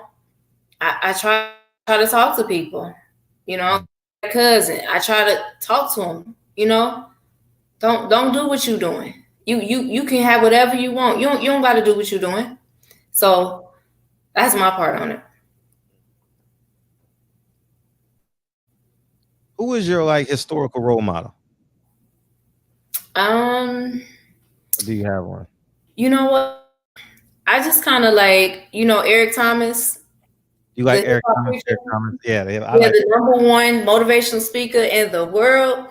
I listen to him. And one of my friends just sent me one of his videos, but I listened to him, and I've met him a couple times, at the Millions Conference, and just a blessed guy with a story of, overcoming, healing, and moving forward. And so him, Les Brown, I was just used to listen to their videos, the YouTube on my way to work. I wouldn't even listen to music. I would just listen to them. And it just inspired me so much. Them two, definitely. Yeah, Eric Thomas definitely inspired me when he said, you want success as bad as you want to breathe. That's when you'll be successful. Yep. And I actually had an opportunity to spend an evening with Les Brown. Okay. This was years ago. He spoke in downtown LA. Okay. And, yeah, he's inspiring, man. His stories are pretty dope, man. He's a great speaker, man. Oh my God. Yes, his stories is just, he can tell you a story. You would feel like you're there, is the way that he do it. Yeah. Yeah, I would love to. I'm gonna work on getting him on the show. I think that would be amazing. Yes. That would be powerful. Mm-hmm. And that's the goal, or one of the goals. I know you are public speaking too, and that's like your expansion, right? Yes, that's my expansion, getting on stage. I spoke at churches, but just doing more, meeting people where they are, everybody not in the church. Wow, I say that all the time. Oh. I do. I said you got, because actually I was talking to my friend Vince this early afternoon, and I was saying that like you can't tell a person to go on a 10-mile run with you if they're starving. Like you got to meet people where they are. You got to feed them first, Yeah. And I think we live in a society where we're telling people, hey, catch up. I got a Rolls Royce. I got a big house. I got all this money. I got 15 women. Speaking from a male's perspective, it's so hard, and then it's hard for us to come down off of that that peak, and we're too busy looking down. Oh, I ain't going back there. Oh no, I'm I'm definitely not doing that. And it's so crazy, because life can happen, Mm-hmm. and you can be right there with them. Mm-hmm. While you saying where you won't be, so just staying humble, realizing that it's your duty. Like what Muhammad Ali, your service is your rent here. Basically, was one of his quotes. For real. Yeah. Deontay Wilder has a quote similar to that. Okay. And Nipsey Hussle got a quote as well. The highest act of is service. I'm drawing a blank on how they say it, but basically, highest human act is service. I know Nipsey Hussle says that, and Deontay Wilder says something similar to that as well. You know who Deontay Wilder is? Yeah. He's a boxer, the tall one, right? Yeah, the heavyweight champion of the world. Yeah, that's Deontay. Okay. Yeah, he's a bad man. What sports did you like? Basketball. Who's your favorite basketball player? Well, it used to be, Michael Jordan. And it's just kind of like I can't even keep up. I don't know who's on the Bulls team now. It's just everything is just changing. Yeah. What would you say to that 15-year-old girl that's pregnant now? Before I could have got to her, I would have said, baby girl, don't keep your legs closed. Don't waste your time with these little boys. Go to college, get you a degree, get on your stuff, get what you want, and then think about stuff, because my son was a big responsibility, but again, I told anybody, I don't know if I would have graduated from high school, the road that I was on, if I wouldn't have slowed down and had him. So I call him my high school diploma, and the other kids, my associates, my bachelor's, and the master's was for me. Yep. How's dating? Yeah, how's dating? How's that? I'm not dating. No? So how do you find your husband? I'm waiting. Well, okay. I'm confused now. How do you find a husband if you're waiting? Like you don't go on dates at all? Like, well, I mean, okay, so I moved here in March. Okay. So in the middle of the pandemic, and I just haven't really been dating. I haven't met anyone, and the guys that want to talk to me, I don't want to talk to them.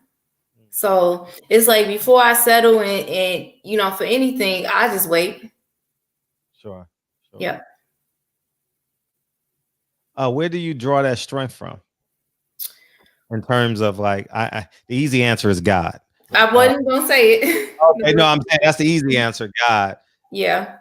You are human though, like, and I'm not talking about just sex. I'm just talking about like the human element of life, like wanting to go on vacations, wanting to just have dinner, wanting to feel beautiful, wanting to have someone talk to your son about changing a tire, or things like that. Right. Where does that strength come from? Okay, you got it. Yeah. No, I'm listening to you. No, like where does that strength come from to say, you know what, this, I don't believe this is the one, so I'm gonna extract, even though I know that this will be short-term success. Okay. I'm gonna stay firm and wait for the grand slam. So you know, the strength just comes from, you know, I stay busy. You know, just working on different things, just working. You know, I know that that's probably not the best thing I should be doing, but you know, how do you date right now when I haven't ran across anyone, you know, that I'm interested in? Yeah, sure. Guys try to holler at me every day, you know, especially on social media. But why am I going to waste my time with them and I'm not interested in them? So I'd rather not waste my time and, you know, just to settle and get somebody, you know what I'm saying? So, They have Christian Mingle. Oh, I don't, you know what? Let me tell you. So somebody was like, you know, go on to Facebook. You know, Facebook has a dating. Oh, really? Okay. And then, man, don't just too many older, different races, men was trying, not racist, but racist was trying me. And so I just shut it down. Okay. And are you on Clubhouse?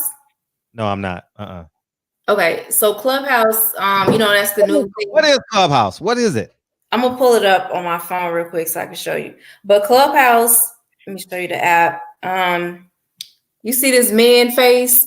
Shoot. You see this man face like right there next to Facebook? I see it, yeah. Okay.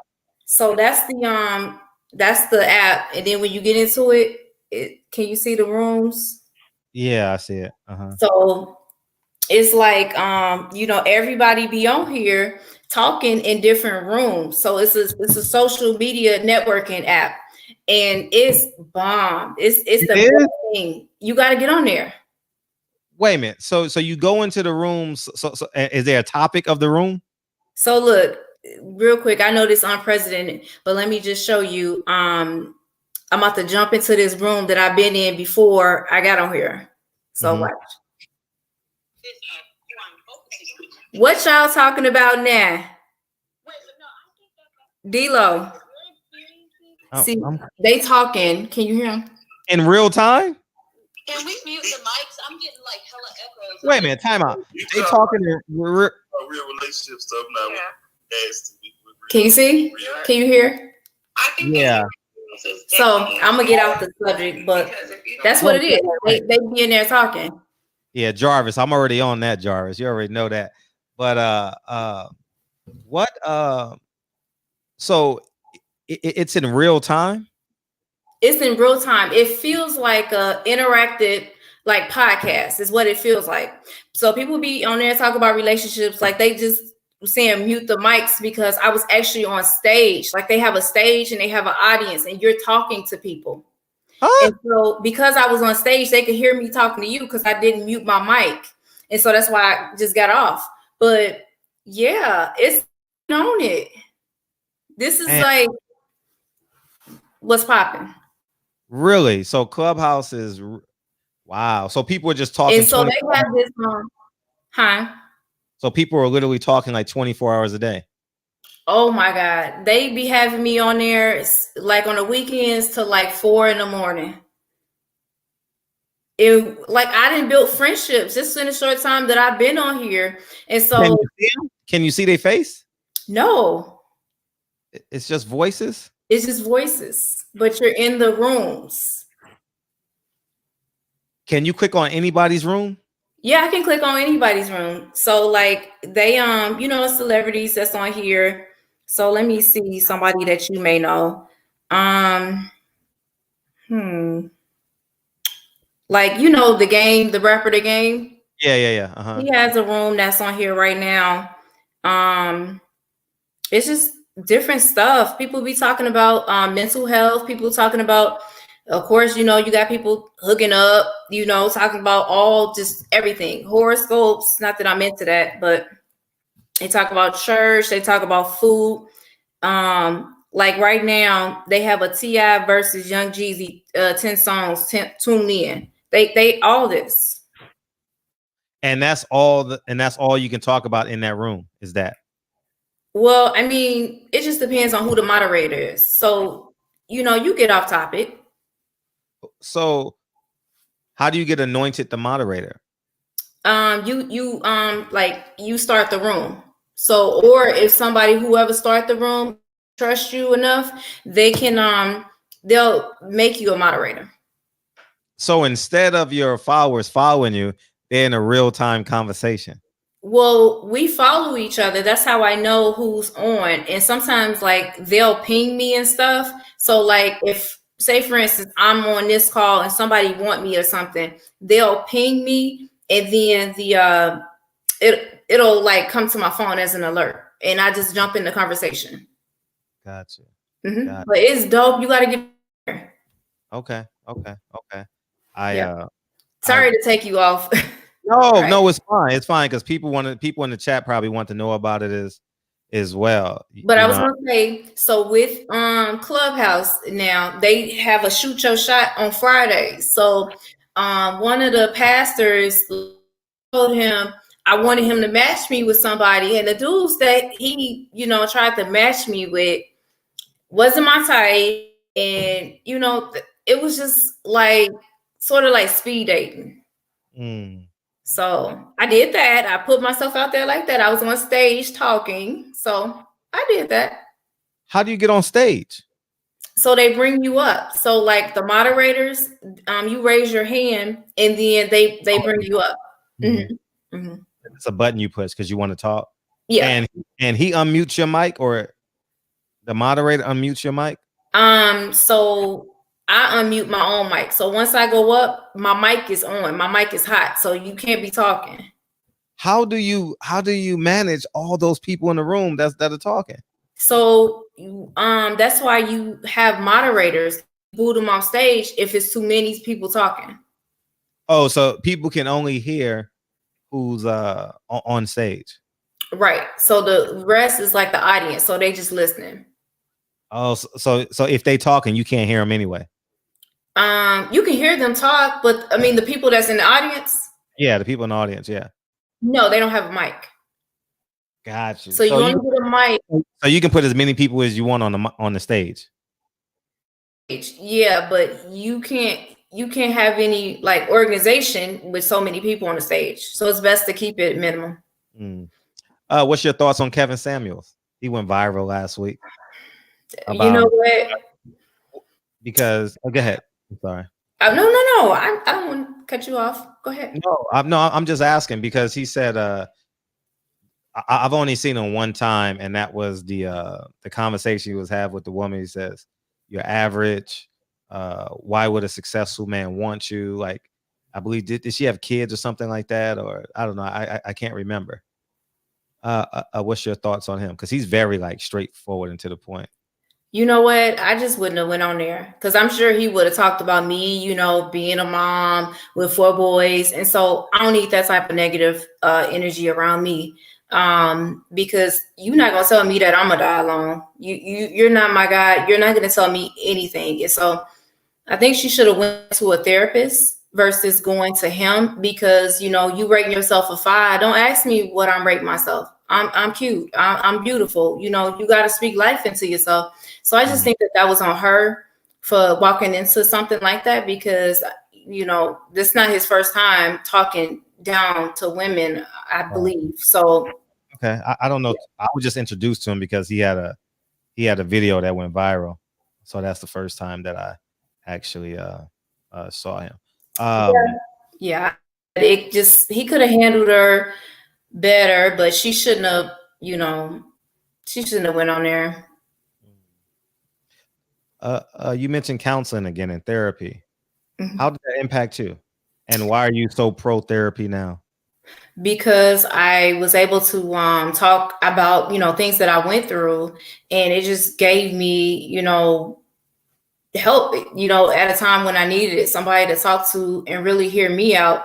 And, like an unbiased opinion, not trying to, you don't know everybody else. You just hearing me out and telling me where I'm wrong, you know, just listening. So it's very helpful. People get it mixed up. You know, a psychologist is somebody that, you know, prescribes meds, but a therapist, you know, y'all just talking. And I just think that it's healthy. Okay. DB, you want to call in?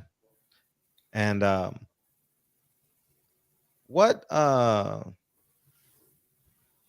do you seek a therapist or a counselor? Like, do they have to be like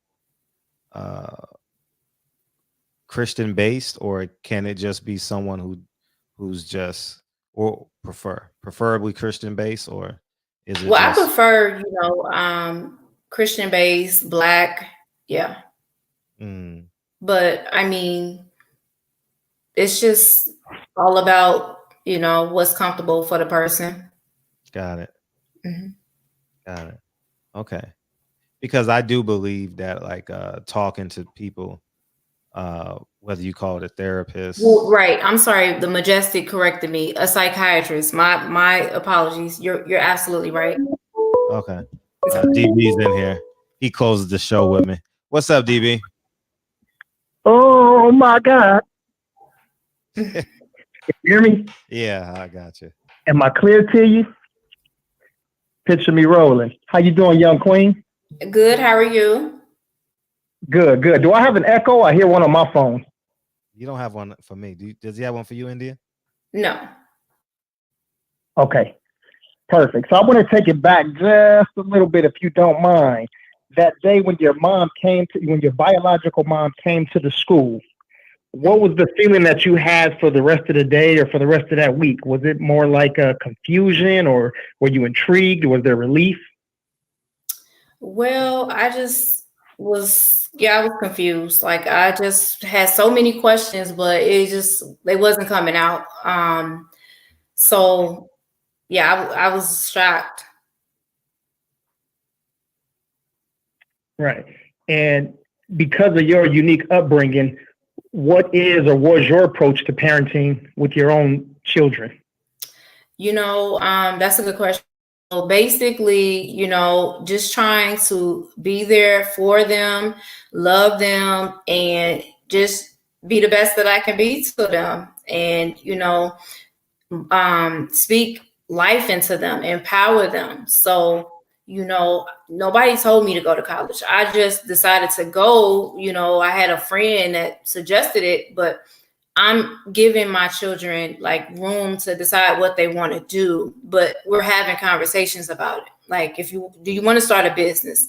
Do you want to go to college? Like, I'm having those conversations and just being real engaged in next steps for them. Right. And you also thanks for that answer. You also spoke about the baby dad's mom. You said she was a public figure. Grandma. I'm assuming that she still is, or was for at least a decent amount of time. What's that relationship like with her now? So, you know, my son is 20 now, so I don't communicate with them anymore. But it's cordial. Like, she's an older woman, and I have a lot of respect for her just because off the strength that she's an elderly woman.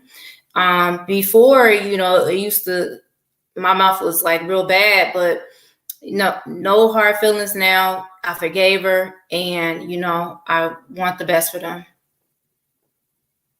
Right. You spoke about Tiffany Montgomery in the Millions Conference. You spoke about one thing, but what are some of the other things that you took away from that conference? You know what? It was just like, when I got there, because I wasn't even going to go because just a lot of different things. And God told me to go. And like the week before the conference, the flight tickets was like $500, $600. And I'm just like, God, I don't want to spend that. And so I stayed up one night all Wednesday, and the flights went down. I think I paid like $200. And it was meant for me to go. And when I came back from the conference, I knew that I needed to move to Dallas. I had got that message there. And it was just very clear.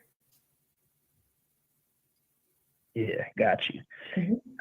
So this is something that I was thinking about as I'm listening to you talk here, and I was like, man, there's some pretty interesting things about India, you know. And I said, what is, if I ask India, what would she say if I asked her what is the most interesting thing about her and also the most intriguing thing about her?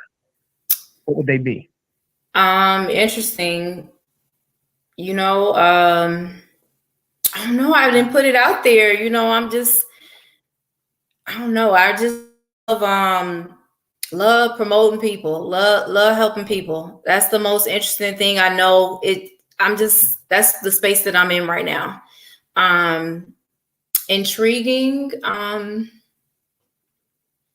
don't know. You know, I'm very gifted at I guess writing and just I don't know, making moves and doing the things that I need to do. I just limited at that. And traveling. I hope that I don't know if that really fits what you're saying, but I wanted to give you something about me that I haven't already said. I got you. This is because of your spirituality. I thought about this also too. What Bible verse do you feel has, or scripture has inspired you the most or helped you the most in life? Psalm 23. Yeah, I don't know it. Oh, the Lord is my shepherd. I want. Yep. I shall not want. Yep. He That. leadeth me to green pastures, and He leadeth me beside the still waters. He restoreth my soul. He leadeth me in the paths of righteousness for his name's sake. I know you didn't ask me for the whole thing. I remember that. That's go ahead and show out. I see you. That's what I say every day. Every day. Not Proverbs 31. Well, I am that, but no, I don't recite that every day. And my brother Mike asked me in the chat, he said, can you tell us what some of your hobbies are outside of Bible study? Oh, that's funny. You know, like I like to travel. I you know, bowl, and I haven't been skating in a long time, but I would love to kind of get back into doing things that I used to do. And yeah, that's what I like to do. Do you think a woman can turn Saul into Paul? God, I don't know about a woman, but I mean, Okay. All right. Just asking. Because maybe you got to meet him at Saul, you know. I was just thinking out loud. Go ahead, DB. No, I thought the same thing, actually, Fred. I was actually going to say the same exact thing. What were you about to say? What you said exact? What you about to say? Well, I wasn't going to say those same words, but I was going to ask the same question. Yeah, okay, that's dope. That's dope. Yeah. That's dope. I kind of felt your energy, you know, maybe because I was in a silent prayer, you know, it just came to me. I don't believe in osmosis. Oh my God. What's your take on homosexuality? It's funny that you asked, because somebody asked me that in the Clubhouse chat. And I just said that, you know, according to the Bible, it's a sin. And, you know, the Bible says you repent and you turn away from, you know, the sin. And I gave an example so that people, was that? No, I'll ask you next. Oh, I'm sorry. And I gave an example of, you know, how I was fornicating. And, you know, I felt convicted not to, you know, no, to stop all that. And I repented and I turned from my ways. You know, yeah, so that's it. So you think you can ask for forgiveness away who you're attracted to in terms of women liking women and men liking men? Yeah, I believe so. I know some people that have. Okay. Yeah. I know that guy, you know, he like women What did he say? Do you remember that meme? That dude? I don't know. I don't know. That was a gay guy who said that now he's been healed. You know, he's a yeah. That was Lil Richard. It's true. Lil Richard said, and I think the last maybe I don't know about 4 or 5 years ago. I believe he passed either last year or something like that. But about 4 or 5 years ago, Lil Richard came out. I'm pretty sure some people in the chat heard about it and said that he was living in vain for all of those years and realized it. And he had a wife for the last few years of his life. Yeah, I caught that and thought that was pretty interesting. Yeah.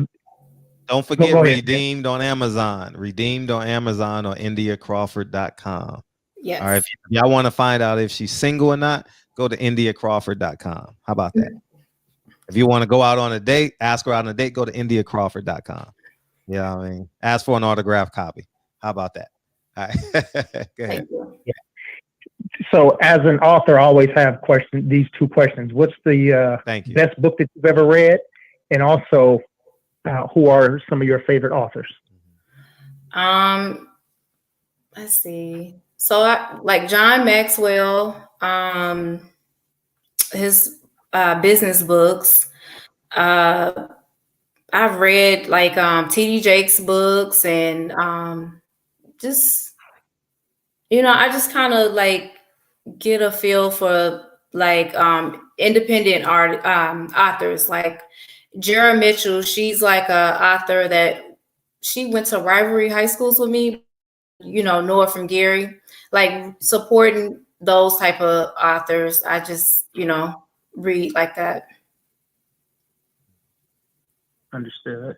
And well, we really go ahead, Fred. I'm sorry. I'm gonna cut you off. No, go ahead. I'm glad she came in. I mean, because we're so testosterone driven in here, India. You know what I mean? And when a woman comes in here, it's like, you know, I mean, it's so soft. Like I even it's just great having women in here. You know, it just adds so much layers. But we have a woman coming in tomorrow too, and then we don't get another one probably for another year. You know, I mean, it just happens like that. So, but it's always refreshing when we get female guests to come in here. You know, yeah, I don't want to miss this. My brother Dave Jack asked this because you are in the Dallas area. He said, "Did you hear about the Errol Spence Jr. story and what you think about it?" So he had an accident a little over a year ago. You know, that was very unfortunate. Like, I'm glad that he, made it through and was able to, come back, the champion. Right. It is an incredible Do you think story. that was an act of God that saved him? I think so. Okay. And because he is from the DFW area down there, I know you said that you were somewhat of a casual boxing fan, but would you say that he's one of your favorite fighters? I don't think I have a favorite fighter. Like I will, used to watch the Mayweather fights and, get excited about that. I think he's very talented and he has a very promising future, for him to come back like he did, So yeah, but I don't have a favorite boxer. Is there a fight you would like to see, or are you not that attached to it? Who was going to match him up with? They was asking him at the post show, like Terrence Crawford, the guy that was at the fight. I would like to, see them because he came all the way to Dallas to see him. Oh, you really watching fights now? You really hang out with boxing? Yeah. Yeah. So I would like to see that. He came here to study, so that would be nice. Yeah, he's from Omaha. He's from Omaha, Nebraska. Oh, okay. So it's not too far, but yeah, that's what we were talking about before you came in late. We were talking about that. I am sorry. I was actually in the clubhouse. having a good old time. Man, trying to talk to some people. Everybody wants to come. Go ahead. I got another question for her, and I want to make sure I say this before too. You got to remember we're in a barber shop, so this is not just online. Like, we're literally in a barber shop, so you can be as honest and as candid as you like to. Right.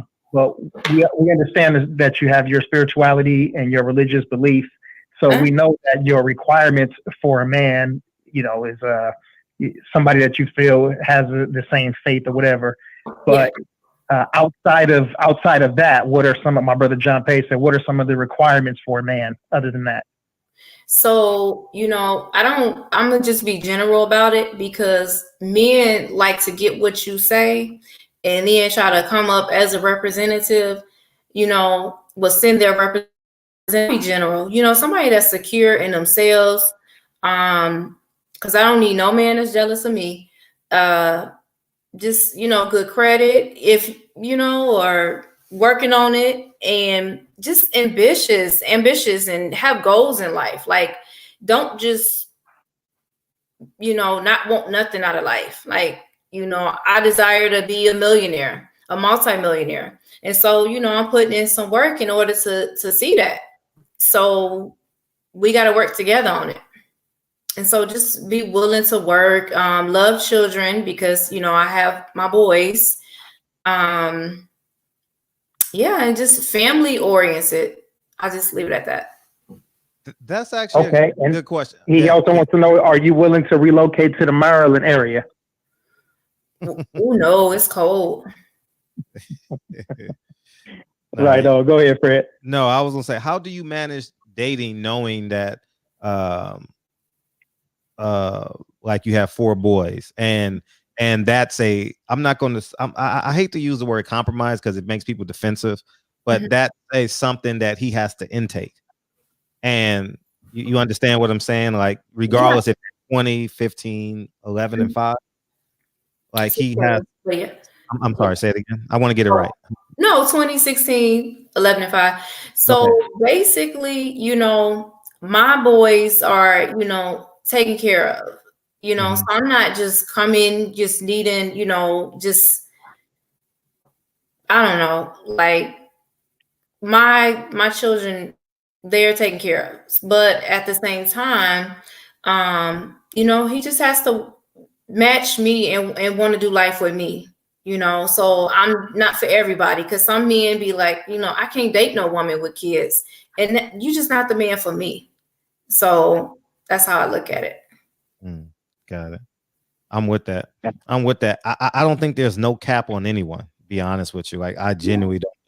I think that there's someone out there, and it's what you create. Do you have like a cookie cutter type of ideal relationship, or is it like can be whatever it wants? I'm basically summing up with the questions that people have in the chat. Yeah, I don't have because relationships can go this way and that way, but the foundation is on God, and just just growing from there. Yeah. DB. No, man, that's it right there, man. I just I want to thank her so much for coming to the shop and sharing her story and her information. And Patty Dean has posted the link for her book in the chat, so I'm pretty sure that she'll get some subscriptions and purchases from here in the barbershop, as we always do. But man, we thank her so much, and would love for her to come back again to the barbershop to let us know, how life has changed when she becomes a little more financially empowered, and also with some of her successes, and also with her relationship. So that's all the niggas care about. How's a relationship? Niggas like, niggas go, and your Instagram is Indy Crawford, right? Yes. INDY Crawford. You know what I mean? So feel free. If y'all got questions, go ask her. You know what I mean? So they want to know how old I am. She told you already. Why you ain't got to ask? You told them already. Yeah. You said the oldest is 20. Yeah. I'm 37. I don't. Yeah. She told you already. Mom. Yeah. Yep. In my humble opinion, I thought y'all got that already. It's okay. Don't worry about it. Okay, but thank you so much. 37, so she don't mind saying it. Yeah, she like 37. Yeah, 37. That's right. 37 looks great on you, India. And can I address? I don't know. I don't know if your guests read the comments. No, go ahead, read it. No, hey, shit, I'm with it. Go ahead, do what you do. She has too much baggage. It's unrealistic for a guy to wait for marriage, for sex, and be a stepdaddy. That's your opinion, you know. That's your opinion. But baggage is not something that I have, and my children are a blessing. Yeah. Mm-hmm. So that's all I got to say about it. You know what? I always use. It's funny how Malcolm X is the answer to all these questions in life. You know, I mean, I always go back. Like whenever I have a question in my life, mm-hmm. I always like, what would Malcolm do? And I'm not. People don't take it out of context. I am not even 1% of what the sacrifices Malcolm X had to create. And people always say like, oh, you're not worthy of this. Oh, you got that. You got this. You understand? And when you look at Malcolm's life, the nigga was a felon. Yeah. Yeah, I'm talking to men. I'm using this tone intentionally. Oh, no, you good. The nigga was a felon. He was the scum of the earth in terms of America. You understand? He wasn't supposed to be this great leader who's going to live in infamy. In 2022, when America is upset, you know what these young black men are going to refer to? If you take the knife out 6 inches, if you got a 9-inch knife and you take it out 6 inches, that's not progress. That's what people going to refer to, you know, by any means necessary. So I don't go by that cookie cutter notion that says, because and that's why I wanted to ask you about that Kevin Samuels thing. There's no cookie cutter to life. Like there's no like, okay, you got to have a kid. Okay, you got to have married, White House. Like life is forever evolving and learning. You understand? Exactly. It's forever. Like it's through perpetuity, because your energy transfers to your kids, then that transfers to your grandkids, and so on and so forth. It's like the simple analogy is, you know how to make something as good, if not better, than your biological mom or your stepmom. I mean, what's called adopted mom? Yeah. So it's forever evolution. Like shit. You was put up for adoption at birth. Yeah. You understand what I'm saying? So what the fuck people talking about? Like people talking about, oh, it's nigga, you don't know what a man wants. You understand what I'm saying? Exactly. And her mom wanted her to have an abortion. So it's a miracle that I'm sitting here. I addressed what they had to say, you know, because I just wanted to, you know, put it out there for, you know, future people. But no, I don't agree with that. I don't agree with like, oh, if you're this, you can't have that. Shit, yeah. I was arrested at 19. I only spent 2 days in jail. But if I say I'm arrested and I'm applying for a job, oh, you can't get this job. You get what I'm saying? So at the end of the day, you know, like I was laid off at 27 and you get what I'm saying? Like, and I had to bet on myself for the next 13 years. Who would have knew? Who would have knew I would have become this? You get what I'm saying? So ain't no ceilings. I'm gonna quote the great Lil Wayne. No ceilings, motherfuckers. No ceilings. Exactly. I'm winning at life. Stop putting ceilings on people, man.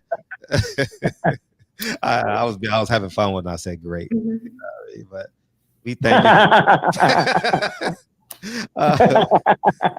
He's being sarcastic. We're any last words you want to say to India before we? Yes, I do. India, you have not only the couple of hundred people that are in the barbershop, but you got the ears of the entire world listening to you right now. Before you leave, what do you want to tell the whole world? Man, don't let this world get you down. 2020, 2021, you go, keep your head up. And, you know, for my believers, keep God first. And, you know, non-believers, come on, God first. And just peace and blessings to everybody. But just stay up. Don't let the weight of the world sit on you, because it's not meant for you to carry it. Facts. Yep. You know what I mean? Yeah. And thank you for coming in. Please come back. Thank you for having me. Yeah, it was I'm sorry. Thank you. It was fun. She got caught. She told on herself. She got caught in that Clubhouse and lost track of time. But that's the truth. That's the truth, dog. Go ahead. I'm sorry. When I saw the 9 PST, I was like, oh, so that's, his time is midnight for me. That's what I was thinking. My son, like, that's late to have an interview. I'm like, but that's what it said. But I should have confirmed with you. No, that's 11 o'clock for you. Oh. You're not in Indiana no more. You're not in Kansas, Dorothy. No, I'm No, it's only 2 hours in Dallas. It's 11 o'clock for you. Oh, okay. Yeah. Well, I don't know why I thought it was a 3 hour difference. It's 2 hours in Dallas.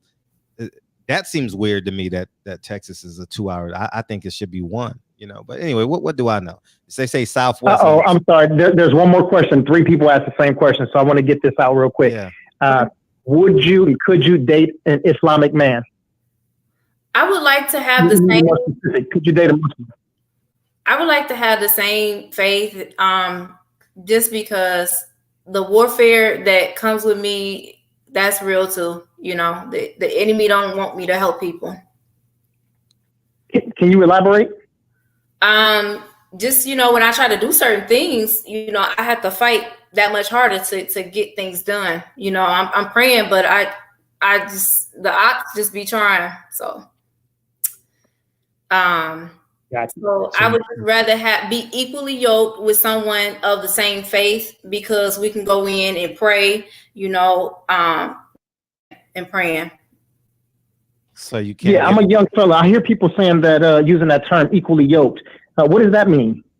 For me, it means that, we are, one, serving God, praying in Jesus' name, and just being like on the same playing field, being on the same level, and just having the same mindset, same goals and faith. And, unequally yoked is us being different on the same page. For instance, if my ex was an unbeliever and I'm a believer, I'm trying to go to church, I'm trying to do this, and you're not trying to do that, it's just not going to work. Understood. Yeah, because, give you an example, it's just like when the warfare comes, the spiritual warfare comes, and I'm praying and you're not going to, you're going to be like, oh my God, you see all of this happening and losing your mind, when I'm over here peaceful, because I know that God got me. I know I done prayed about it and I'm leaving it. And so with having a different faith, it just don't add up to me personally. Understood. Well, again, thanks for that. Thanks for communicating that. Thanks for everything that you've done, for your family unit, for the community, and for yourself. And we appreciate you. Thank you so much for having me. Give up that pork. That's what it is. You don't no pork on your fork, huh? Oh no, I don't eat pork. I'm joking with you. Oh, okay. Appreciate you coming in the shop. Okay. Indy. Take care. Thank you. Appreciate it. Bye-bye. Thank you.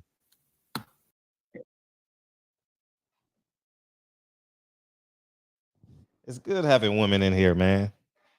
Yeah, man, we needed a little bit of that estrogen to balance out our testosterone. Right. Man, these dudes, hey, man, I love my brothers, man. I love y'all, man.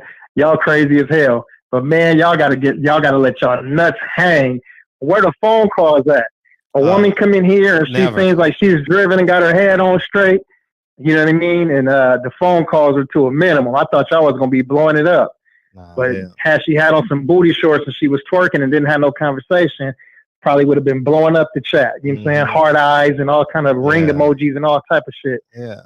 But I still love y'all. He said Fred Simp Master. No, I just don't believe there's no ceilings on a human being. You know what I mean? Shit. I mean, look at my net worth. You just use that as an example. Like I don't put ceilings on people. That ain't my job. That ain't my job. I'm not putting no ceilings on no woman. She can attract a man the same way you can attract a woman. You understand? So I can't. That's your vernacular. That's your world that you live in. You know what I mean? There's 7.8 billion ways to live this life. Some men don't want kids. Some men can't have kids. You understand? Like, who are we to say you can't have that? Shit. If that's the case, why are gay men in Hollywood? You understand? Like, why is there more than one religion if there's one God?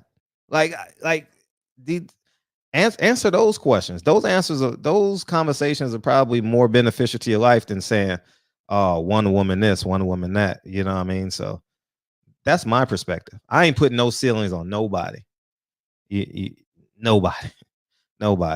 I was having this. What happened? No, Boxing Barbecue says celibacy dried up the phone calls. Oh, probably did. But take the conversation somewhere else. You know you ain't getting the pussy. Take it somewhere else. You know what I mean? I gave them the analogy about the hand on the thigh, a couple of weeks ago. You got to go to the movies first, and when you at the movies, you already know you're gonna go to dinner. If go sit in Denny's. Yeah, I said Denny's. I'm saying y'all gonna go get it the $1.99 or the $2.99 Grand Slam, and then you gotta do a little walk at the park, and you gotta keep finessing it until you feel comfortable. Yeah. Shit. Usually, the more time you spend with them, the more comfortable they are. Shit. And when y'all sitting in the car, slide the hand on the thigh, and start doing your talking. But sometimes you gotta finesse it, man. Take it somewhere else. I'm gonna tell you what Will Smith says. I'm gonna tell you what Will Smith said about unrealistic. And I need everybody, I swear to you, it will help you in life. Will Smith has something called the Willisms. I know half of y'all's probably already heard it. He says, you got to think unrealistic. And he says, who would have thought that you can swipe down on a plastic thing on a wall and it would cut off all the electricity in your house? He says, who would have thought a man could literally bend a piece of metal and fly millions of people across the largest mass of water? You got to think unrealistic, man. You know, when you live your whole entire life in the margins, you get 11 years of freedom. And that's at 68 to 79. You know what I mean? Like, who the fuck? Like, you know what I mean? You got to find a way to get it in your 20s and your 30s. And guess what you got to do? You got to think unrealistic, because I was unrealistic. I was realistic. High school, college, teacher. Go to college, get a degree. You know what I mean? So, but that's what he created. That was, in my humble opinion, I don't necessarily enjoy. I personally don't enjoy conversations about other people's bedrooms. I'm never that guy. I don't think you guys have ever even heard me even talk about that. Like, because you create, if you got the confidence, if you live in truth, you can create whatever you want. You want 2 women? Be real with yourself. You want 3 women? Be real with yourself. You know what I mean? I just think that you create your life. You don't just live a preset life. You don't live a preset life. It's not. I don't think we're not supposed to do that. I think God. People ask, do I believe in God? Yes, I believe in God. I just think it's a one-on-one relationship. You know, that's just what I believe. I think we're supposed to get to the 1% of our brain.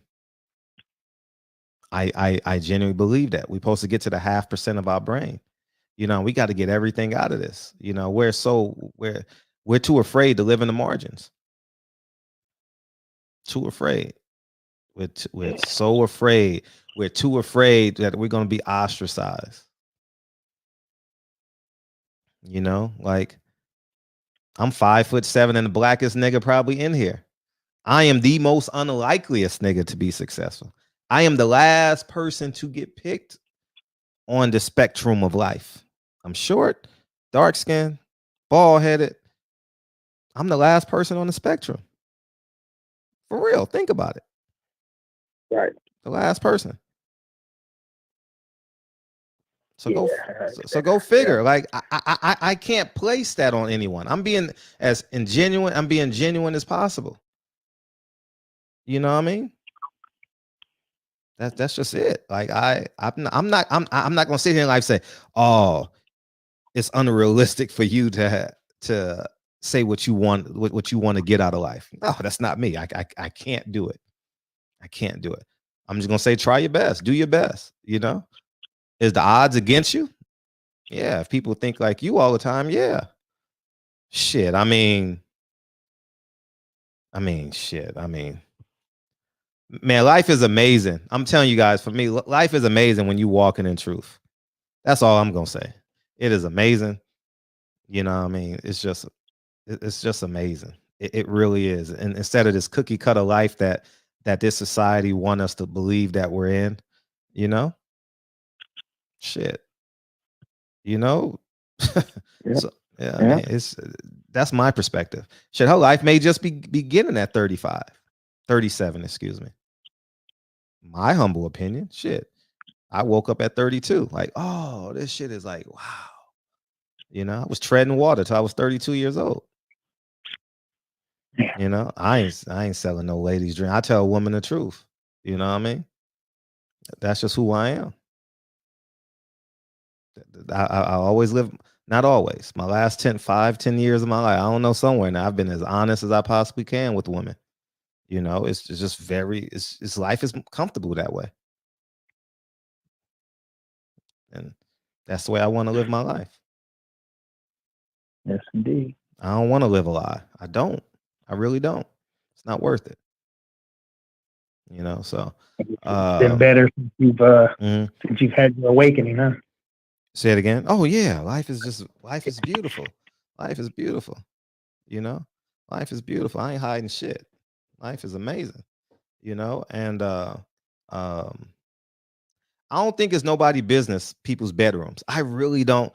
I'll talk about it in joke form, but I'm not gonna interview a girl and be like, hey, so how's your bedroom life? Like, you know what I mean?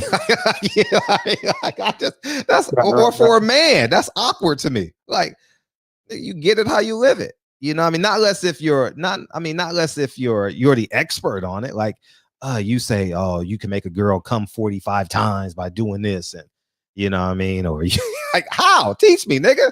Like, if you could. I said 42. Oh, 42. Yeah. You get what I'm saying? What's up, Patricia Shelton? You know what I mean? So, oh man. So it's just you know, that's just my stance on it. That's just my stance. You want to take one more phone call? Why? Who's trying to call in?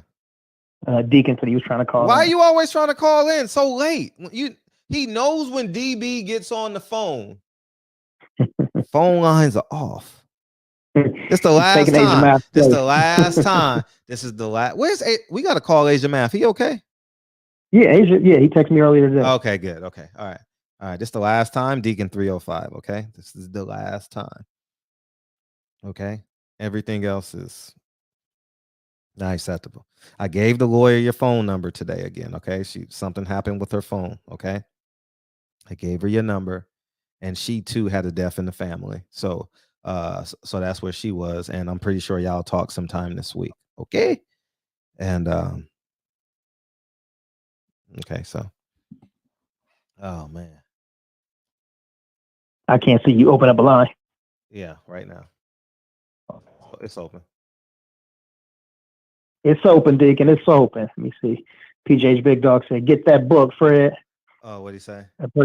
Purchase it for your girl and your side pieces. I don't have side pieces. I ain't got to lie. I ain't got to live a lie. That's the difference. I don't lie. I ain't got to lie. Wait, but why you got to lie to have side pieces? Yeah, I don't have side pieces. Okay. I got all ribeyes. Why you just can't have a whole bunch of veggie wraps? Why you got to have a ribeye? Man. Oh man.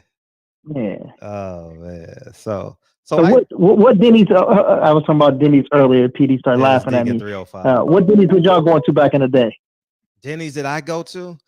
I was in Like Whittier, after the so I went off clubs and all of that stuff. I was in Whittier, so I went off the 60 right there on the Industry Parkway.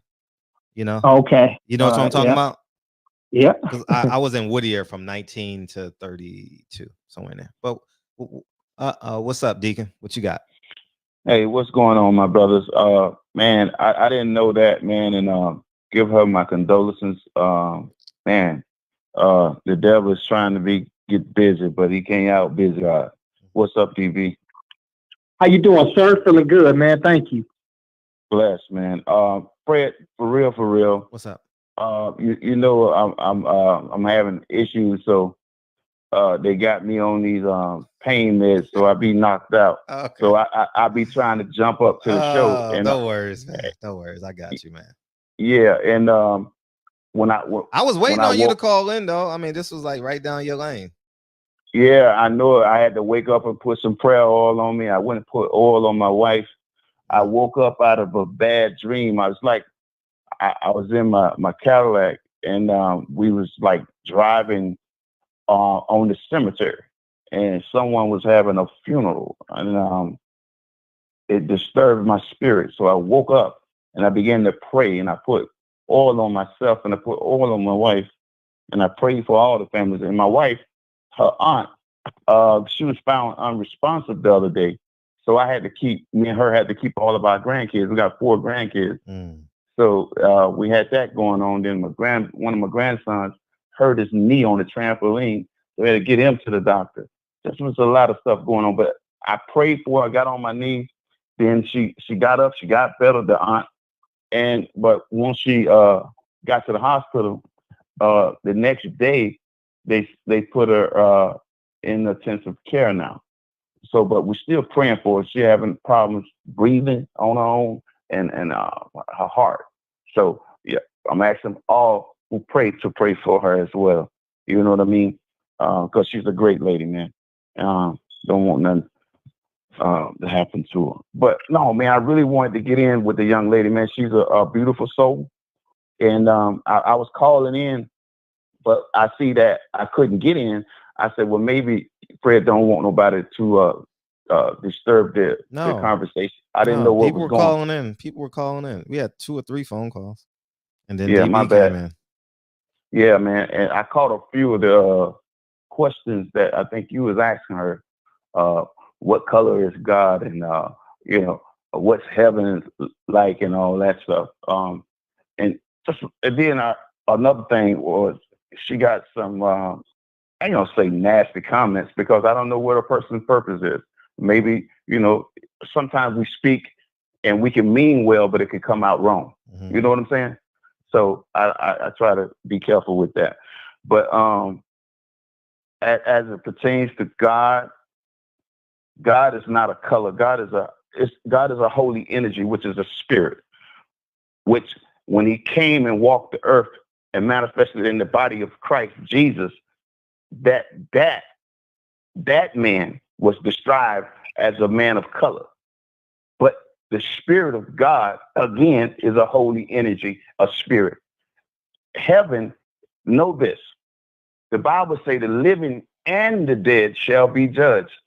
So if dead is dead, resting, sleep until the day of judgment, nobody's going to die today and go to heaven today, because there's a judgment day coming, which the living and the dead shall be judged.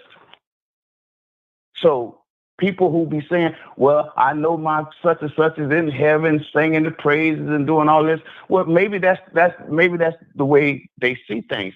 But for me, I believe in having a personal relationship with God. You have to have a personal relationship with God. That's why I can give so many testimonies about God, what he has done for me. You know what I'm saying? Because he said that he would, and I leaned on him because he said that he would, and he delivered every time. When man let me down, you see, you can promise me something. I can promise you something, and I can mean it, Fred. I can mean it from the bottom of my heart. But if something pops up, and then I tell you that I can't do it because something else popped up, not speaking about you personally, but I'm just saying, I don't experience things like this where people done got pure mad at me Because once you tell a person something, they banking on that. So it's like it goes from a promise to you must do that, you obligated to do that, and there's no way out of it, even if you have something to do that popped up unexpectedly. And people will begin to hate you for it, dislike you for it, and it causes chaos. That's why we must lean and depend on God. He'll never let you down. Don't put all your trust and faith and weight in man, because he's just a man. And understand the flesh is a weak thing. We have to lean on which is eternally strong, eternally forever. God is forever. And there's no power greater than the power of God. There is no other God but God. And when you talk about different titles of religions, because you have different people who practice different ways, but universally recognize the one God that calls him by many different names. So I don't get caught up or confused when people call God Allah, Jehovah, going down the list. But recognize the one God that created us all. Long as you have a personal relationship with God, you'll be just fine. You have to have a personal relationship. That will build your testimony. That will get you through the life. God is giving us through the word of God the blueprint for your life. You say, I what you're saying. You lean on, I'm not saying it's totally, but sounds like you lean on Malcolm for your blueprint for life. But I believe the word of God is the blueprint, because everything I go through in my life, the word has an answer. The word always have an answer for whatever I'm going through in my life. And I've been in some low places, some high places, but just as high as I've gone, I've felt just as low. But God is always there to pick me up. And I give him the praise because he's worthy to be praised. And the highest praise that you can give God is to tell him this: glory, hallelujah. That is the highest praise to give God. It's to give him glory.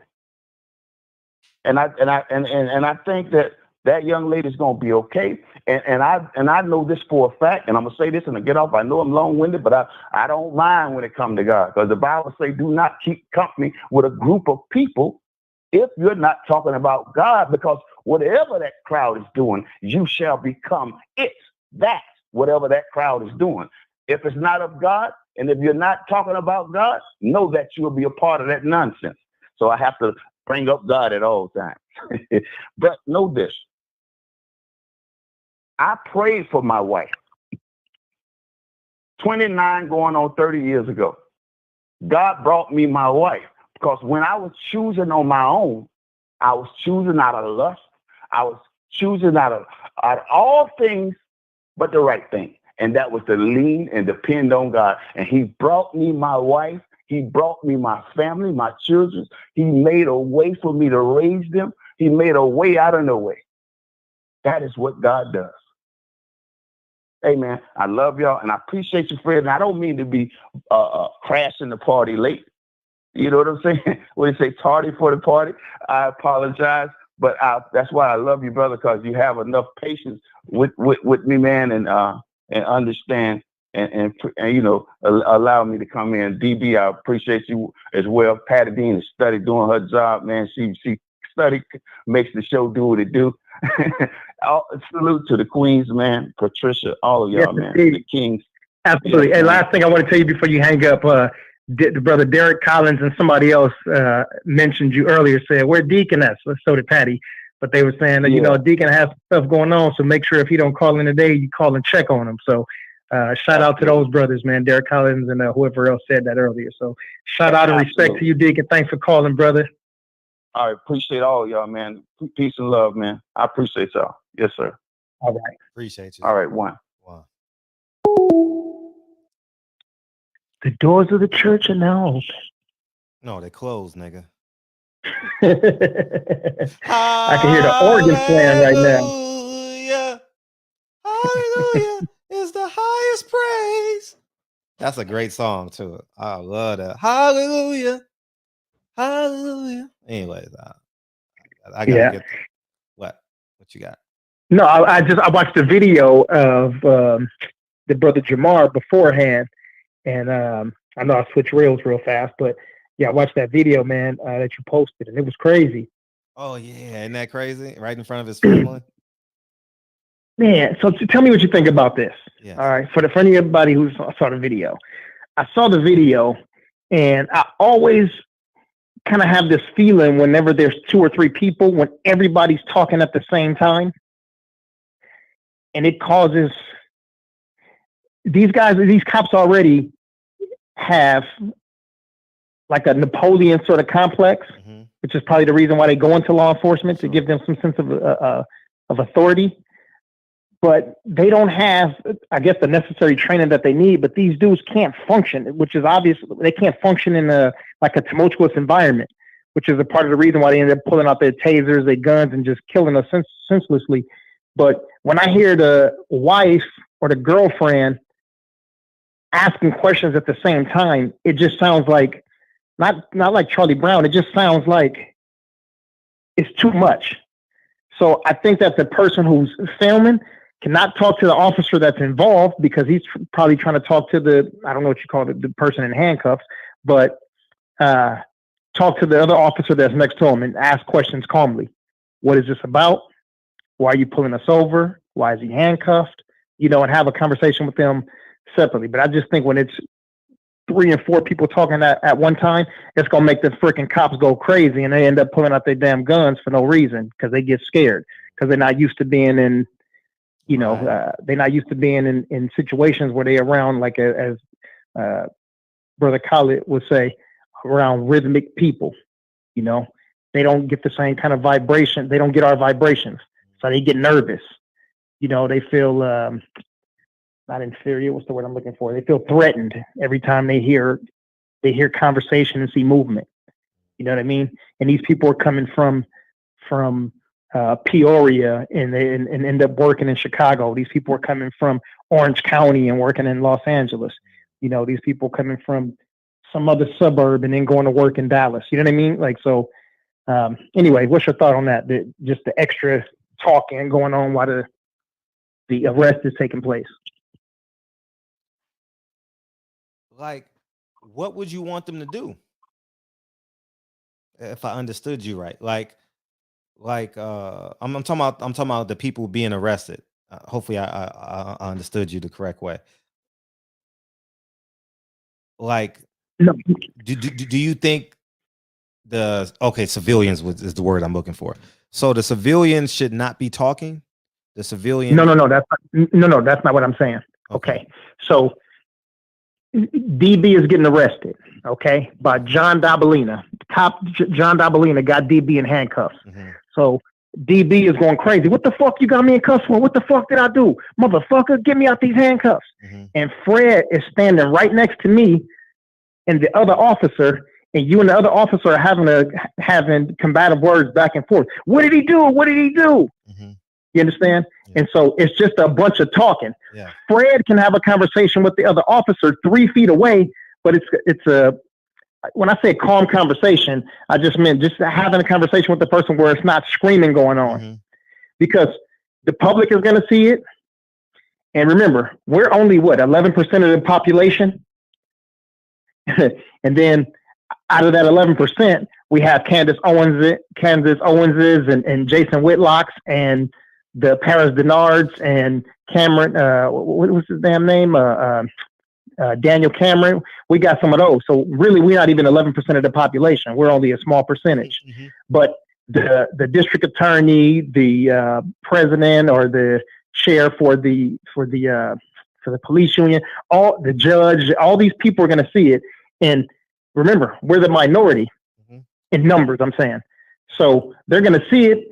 And to them, it's just going to be one of those things where we're screaming. So I'll say, well, he felt threatened. So it's a justified killing.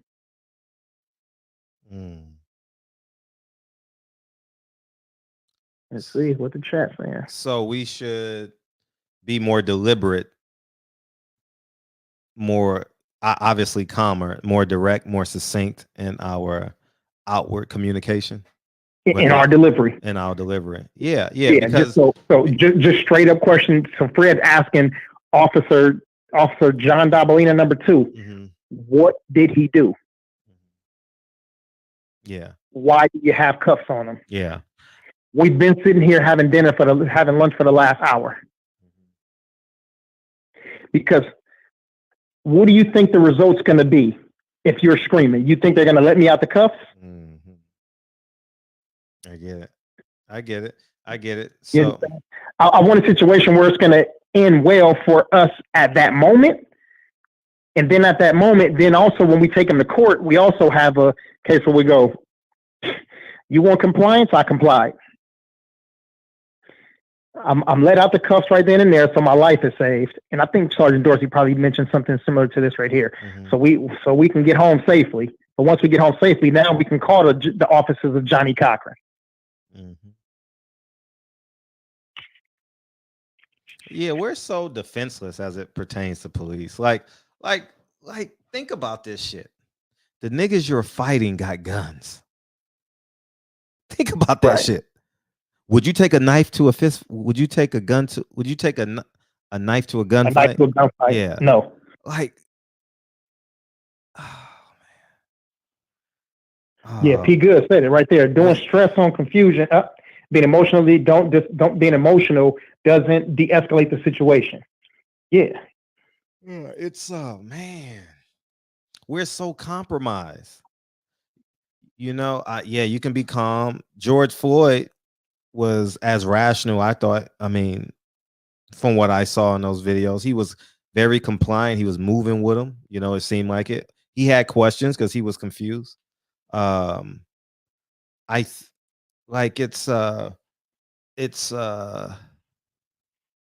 you want to go home. Quick, while you on that subject right there, at that point, was there a civil suit for George Floyd's family?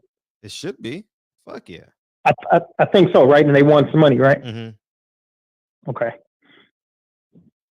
Yeah, I gotta go. I didn't mean to cut you off. Huh? I said, go ahead. I didn't mean to cut you off. No, it's you got to get home because you got to tell your story. Right. You got to tell your story, dog. And I've heard all the conversations on Instagram and social media, and you know, I've pushed a cop, but I was 19, 20 years old, man. You know what I mean? Like in Whittier and shit like that. You know what I mean? Dre got hit by a drunk driver and shit like that. Man, like it's I've done that. And I thank God that I didn't get I didn't get arrested that night. You understand what I'm saying? And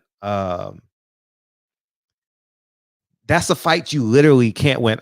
I heard all the noise online and you know, when I'm full of myself, I talk like that too. But she made so much, her sense was so, I'm talking about Sergeant Dorsey, like, you got to get home. Like, you got to get home, man. You got to get home. You're going to be a hashtag for 2 weeks. 2 weeks. Yeah, you're right. You know what I mean? To 200 people. Yeah. You know, get home. Go ahead. No, some clown in the chat. I don't even want to say his name, but talking about you sound like Candace Owens. Oh, no, we're not sounding like Candace Owens. I want you to get home and tell your story and get your $1 million. That's what I want you to do. I want you to get your $1 million. And hopefully someone across the street was recording. Hopefully I was driving by and I recorded it. You understand what I'm saying? Like, yes, sir. I like every time I see a black person pull over, a Mexican get pulled over, I pull over right with them. And I'm 15 feet away and I watch, you know, and I'm going to record it, you know, and I'll do my best. If I think it gets rough or something, I'll do my best to get in between them and stuff like that. And, you know, 9 times out of 10 when I'm driving to California, I'm not armed, you know, I'm not going to say when I do it, but, you know, but it's, you know, it's a precarious position to put, especially as a man. A man's lowest position is when he know he can't do nothing about anything. like that takes all the testosterone out of you. A police officer punch you in the face with no cameras around and you punch him back. That's 15 years. I don't know what it is. It sounds like it's going to be a long time. I don't know what the law say. Right. You know, but we fall prey to the illusion of, oh, we got to do this. Like these young kids killing each other and shit over rap beef. You know what I mean? Don't get killed, man. I'm telling you guys, teach your kids this. You know what I mean? Teach your kids this. I thank God that by the time Lincoln starts driving, all he got to do is push a button. And I don't know that he's getting arrested or something. Not getting arrested, but getting detained. And I'll be able to get there. You understand? Hopefully in that time, you know. And teach your kids where to pull over at. You know, you ain't got to stop when the cop is like pull you over. Pull over in a safe place. You ain't got to pull over on a dark street. You know, pull over in a highly lit area. Drive 5 miles an hour. Put your hand out the window. Say you're giving up, and pull over to a safe place where you feel safe. Hit the live button on your Instagram. Yeah. You know what I mean? Like, protect yourself. Like, you got to do these things. I've played, and that's the sad thing about being a black man in America, that I've played out all these examples. I played them all out because I go to this charging station 2 o'clock in the morning sometimes, 3 o'clock in the morning sometimes. You know? Yeah. So let's see. I didn't mention. Hold on. Where is it? Patty Dean just put something down. Where is it at? Oh, Patty Dean. This is it right here. We need to put this on the damn T-shirt. Damn it! It keeps jumping. Don't allow your emotions to betray your intelligence. Yeah, man.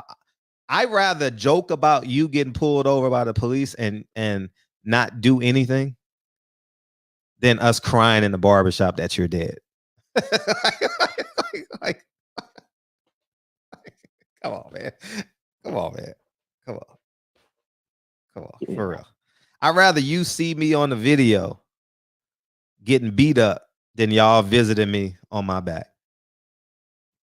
Just as simple as that. It's I understand this internet toughness. I get it. I understand. But the goal is to get home. I said that shit 5 years ago in my videos. Get home, dog. Get home. Get home. So important. Rainman, I think you misunderstanding. The point was, if me and Fred are there and only I am being arrested, me and Fred cannot both be screaming at the same time. Mm-hmm. If I'm feeling emotional and I'm screaming a little bit, that's quite all right. It's a natural reaction, human reaction. But Fred can't scream at the same time that I'm screaming because the cops, it ain't got shit to do with us. The cops are too disturbed in their heads to be able to take that. They don't know, they don't have de-escalation skills. They don't know conflict resolution. Mm-mm. They don't need to. They're the judge and the jury on the street. That's right. They don't need to. What the fuck? Yeah. And you talking to somebody who's been on both sides, beat some cases and didn't beat some cases. So, you know, don't choose your battles wisely. Please do. I wouldn't tell y'all this. I mean, I only spent 2 days in jail. I tell y'all that all the time.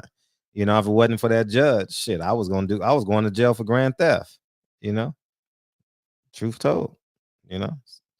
So that's, I don't know that side of the story. And I'm just saying, get home. Fuck this internet beef. Fuck this internet tough shit. Fuck this internet tough shit, dog. Shit is man. Y'all better grow some. Nah, don't fall for it. Don't fall for it, guys. All right. Don't fall for it. Facts. No need to play games. Yeah, Woke said no need to play games with cops. Just give them the paperwork and keep it moving. Yeah. Just give them what they need. Hit that live button on your Instagram. How about you do that? Hit that live button on your Instagram or your YouTube channel. Hit the live button. Yeah. Hit the live button. Give them that paperwork at that time, and then when you go home, like I said, you contact the office at Johnny Cochran or whoever you need to, and then you get your paperwork squared away. Yeah. Get home and get paid. Yeah. Yeah. You know, get justice too. You know, get all of it at the same time. Yeah. Shit, like Fred said, yeah, you're gonna be a meme or a hashtag. I mean, not a meme, a hashtag for 2 weeks. Yeah. And you already know and it. ain't nobody going to feed your mama. Nope. Ain't nobody gonna take care of your daughter. Ain't nobody else gonna do that. You know, everybody gonna be around for a month or 2 months, and after that, shit, your wife or your girlfriend or your baby mom, she gonna be all by herself raising that fucking kid because you wanted to be too goddamn tough. Yeah. Facts. Yeah. Anyhow. Yeah, but yeah, great show, man. Yeah, great show. Yeah, absolutely. It was fun. I'm glad we hit these points. You know, yeah, we got to buy her book too. You know, let's support her. Yeah. You know what I'm saying? And for the people who had those additional questions, shit, that's why I always like to ask the women for what their Instagram is, so y'all can slide in their DMs. Ain't no telling what she's saying something right now, but you slide in a DM, you say something slick. Ain't no telling where you gonna end up. Ain't no telling. That's what Drake say. Ain't no telling. Who? He got an album coming out December 31st, y'all. I can't wait. I'm excited. Yeah. Oh man, y'all over there hating and shit. Reggie Owens going live. Reggie Owens is going live. He's been having some good ones too. Oh yeah. So what's going on with old boy? We still gonna get him in, Jamar? Yeah, I'll holler at him tomorrow. He had a. Oh, you wasn't here for the beginning of the show. You just checked in and when played in the back of the room. That's what you did. So anyways, he had I think he what's that called? GMA, Good Morning America. He did an interview with Good Morning America, and they got they agreed that they would be first to air the story. So he got that tomorrow morning. So it should be on in a few hours. 3 hours in New York. You know what I mean? And so that's it, you know.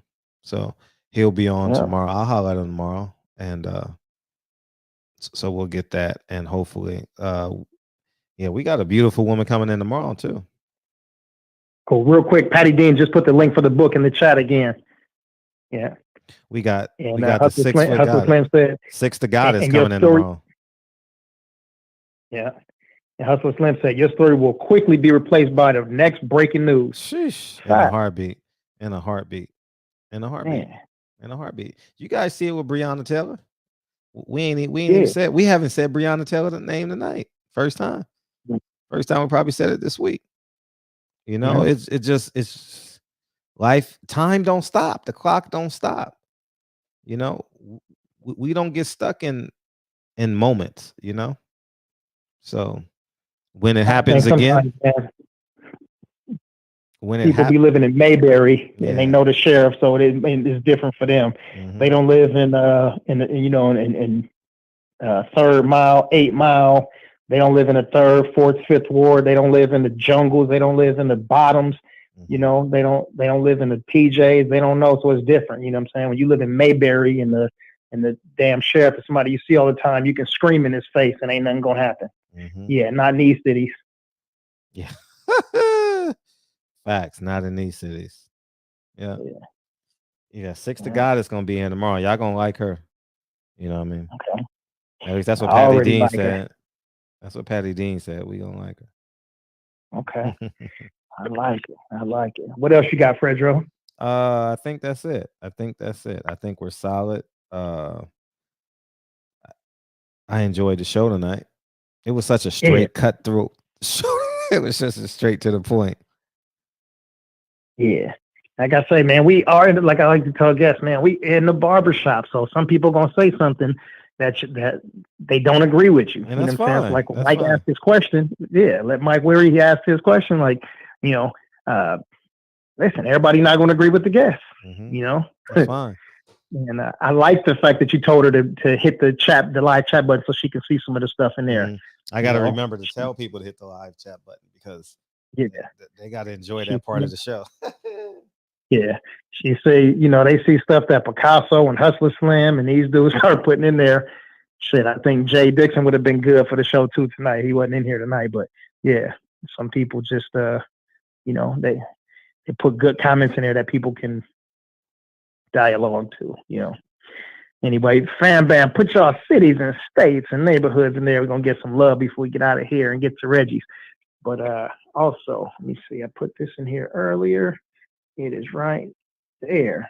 Boom, I put that link in. That is the link to the Patreon. Yeah. So hit the like button real quick. Damn, it looks like 89. Is it only 89? No, it's 118 likes. 118. Yeah, so everybody take a quick set and hit that like button. Hit the like button. Hit the like button. There it is. Where we at now? Where we at? Still at 118. Come on, y'all. Let's get to at least 130 real quick. And 12 people hit the thumbs up real quick. So that's what we got coming in tomorrow. I know y'all happy now. You happy, Deacon 305? Why must thou tempt me? Oh, so arrogant Lando. Salute the Fred DB. Everyone in the shop. Hey, Cuzzo, appreciate you. Yeah, man. Yeah. Hey, yeah, she is an advocate and influencer for femininity for Black women. Yeah, that's gonna be a good conversation. Mm-hmm. Yes, indeed. Yeah. All right, got my brother Gump 88, the 209 to the 916, NorCal. G Brown, Los Scandalous, California. Tone Brown from Oakland, California, all the way down to Chicago, Illinois. H Money from South Central LA to Memphis. You know what I'm saying? It's good. He said Denver, Colorado. Boxer Straight Right said peace from London. He said honorary member of Los Angeles. And yeah, our brother in the super chat, oh so arrogant Lando. You already know he's straight out of South Central LA. Better believe it. Got 3 states below. Chesapeake, VA. Shout out to Virginia. Mr. Tennessee himself. You already know. Hustler Slam. Mike Weary the Great in here. Where Mike Weary from? Damn, I forgot. But Reggie said, Breonna Taylor, he said, I say her name. Say her name. That's right. Shout out to Deacon 305 and the family. Prayers to him and the wifey. That's it. Let's see. Boxing Conversations with Reggie Owens, South Central Los Angeles. G Brown, right here in the soil too, Los Angeles. Tino Fernandez in the building. See you over at Boxing Conversations with Reggie Owens. Patty Dean, Los Angeles also. Let's see. I think, man, where everybody else at? Where y'all at? P. Good, I see you in the building still. Mr. Compress. Jarvis, South Central Los Angeles. Picasso out in Texas. Rob G. Film from all over the world. Dave Jack. Detroit. Cletus Smith. My brother Woke in here. Rain Man 2 Sides. Disagree, but respect to you anyway. Fan Bam, thanks for coming out. Jason G. Los Angeles. Long Beach. Compton. All down here.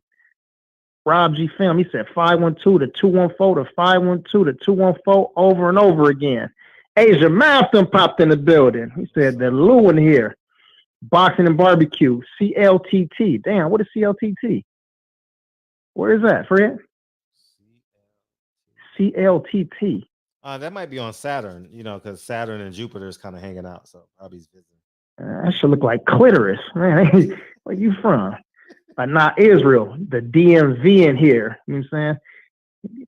Look, PD, okay. He said, Rain Man 2 Sides said Grand Rapids. Yeah. And PD said Inglewood by way of Belize. Yeah, you better believe it. You better believe it. I think that shit, man. Sir Singer in here, North Carolina in the building. And woke you to put the city in there. Oh, there go JQ. Your boy JQ, Fred. Jaquan Pickett, Chi-Town. Says salute everybody in the chat. Joe Hill. And we say Detroit, the 313. Damn, Detroit in here kind of thick too today. Jalen Thomas, Tamarack, Florida. Let me see. What's this one right here? Gaff from Florida. Okay, that's what it said. 407 Orlando. All right. Florida got a few heads in here too. Cletus, Asia Math. I think that's just about it. Yeah, we're going to rock over to Reggie Owens, People Hernandez on the East Coast. People's in New York. I think he in the Bronx. People's in the Bronx. Anyway, over there. But shout out to everybody in here. Hit the thumbs up and we finna jam out. Play the song, Might be one. Hey, did y'all see? I see that, Tank. Hey, did y'all see Saturn and Jupiter tonight? That shit was pretty dope, dog. Damn, I missed it. Oh my gosh. Dog, you know where I saw that too? Where? St. Andrews Park. I pulled over at St. Andrews Park. Some guy had a telescope. And he was like, man, I was like, it's right. He told me it's right there. It looks like two planes parked in the sky. You know, it was pretty dope. It was dope. It'll be here. It's all week though. Oh, okay. Okay. It's all week. That's what he said. People Hernandez is in the building. BX, he in the Bronx. BX. Okay, I thought so. Right on. BX in the building.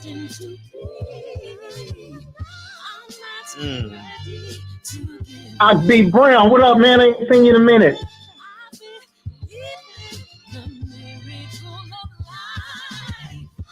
Nice. Real Rap ain't been in here since Beetlejuice got him. I might go check on him. Cause the devil is a lie. Hey. But not Real Rap. Hairline. It's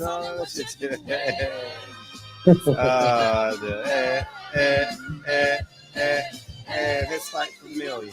Take a second to the much expected, much is given. Are we gonna get Spence and Crawford in 2021? Are we gonna get it? Yep, it's gonna happen. Okay, I'm with it. I hope so. He deserves it. They both deserve it. Fighting that long and not get that payday. Sheesh. Y'all gotta be the. Are you serious? Fight for 20 years and don't get the payday you worked at that moment. Oh my God. I just couldn't. I couldn't sleep. If I let. Rob G, get him. It's my personal statement. Run a game like I'm 86. What do you think? Bud is too prideful? 100%. Bud is too prideful, right? That's what we're gonna talk about tomorrow. Is Bud Crawford too prideful? That's the topic tomorrow night, along with the guests. So yeah, we're gonna talk about that. She ain't gonna be here for 2 hours. Yeah, that'll be dope. Yeah, is Bud Crawford too prideful?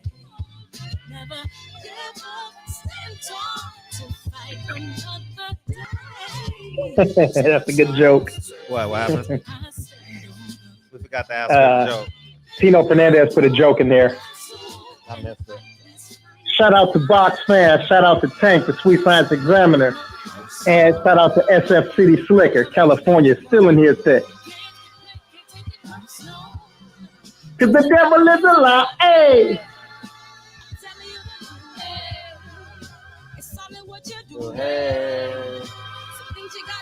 Hey. You got to tell me tomorrow, Tino. I missed it. We out of here. Out of here, like, yeah.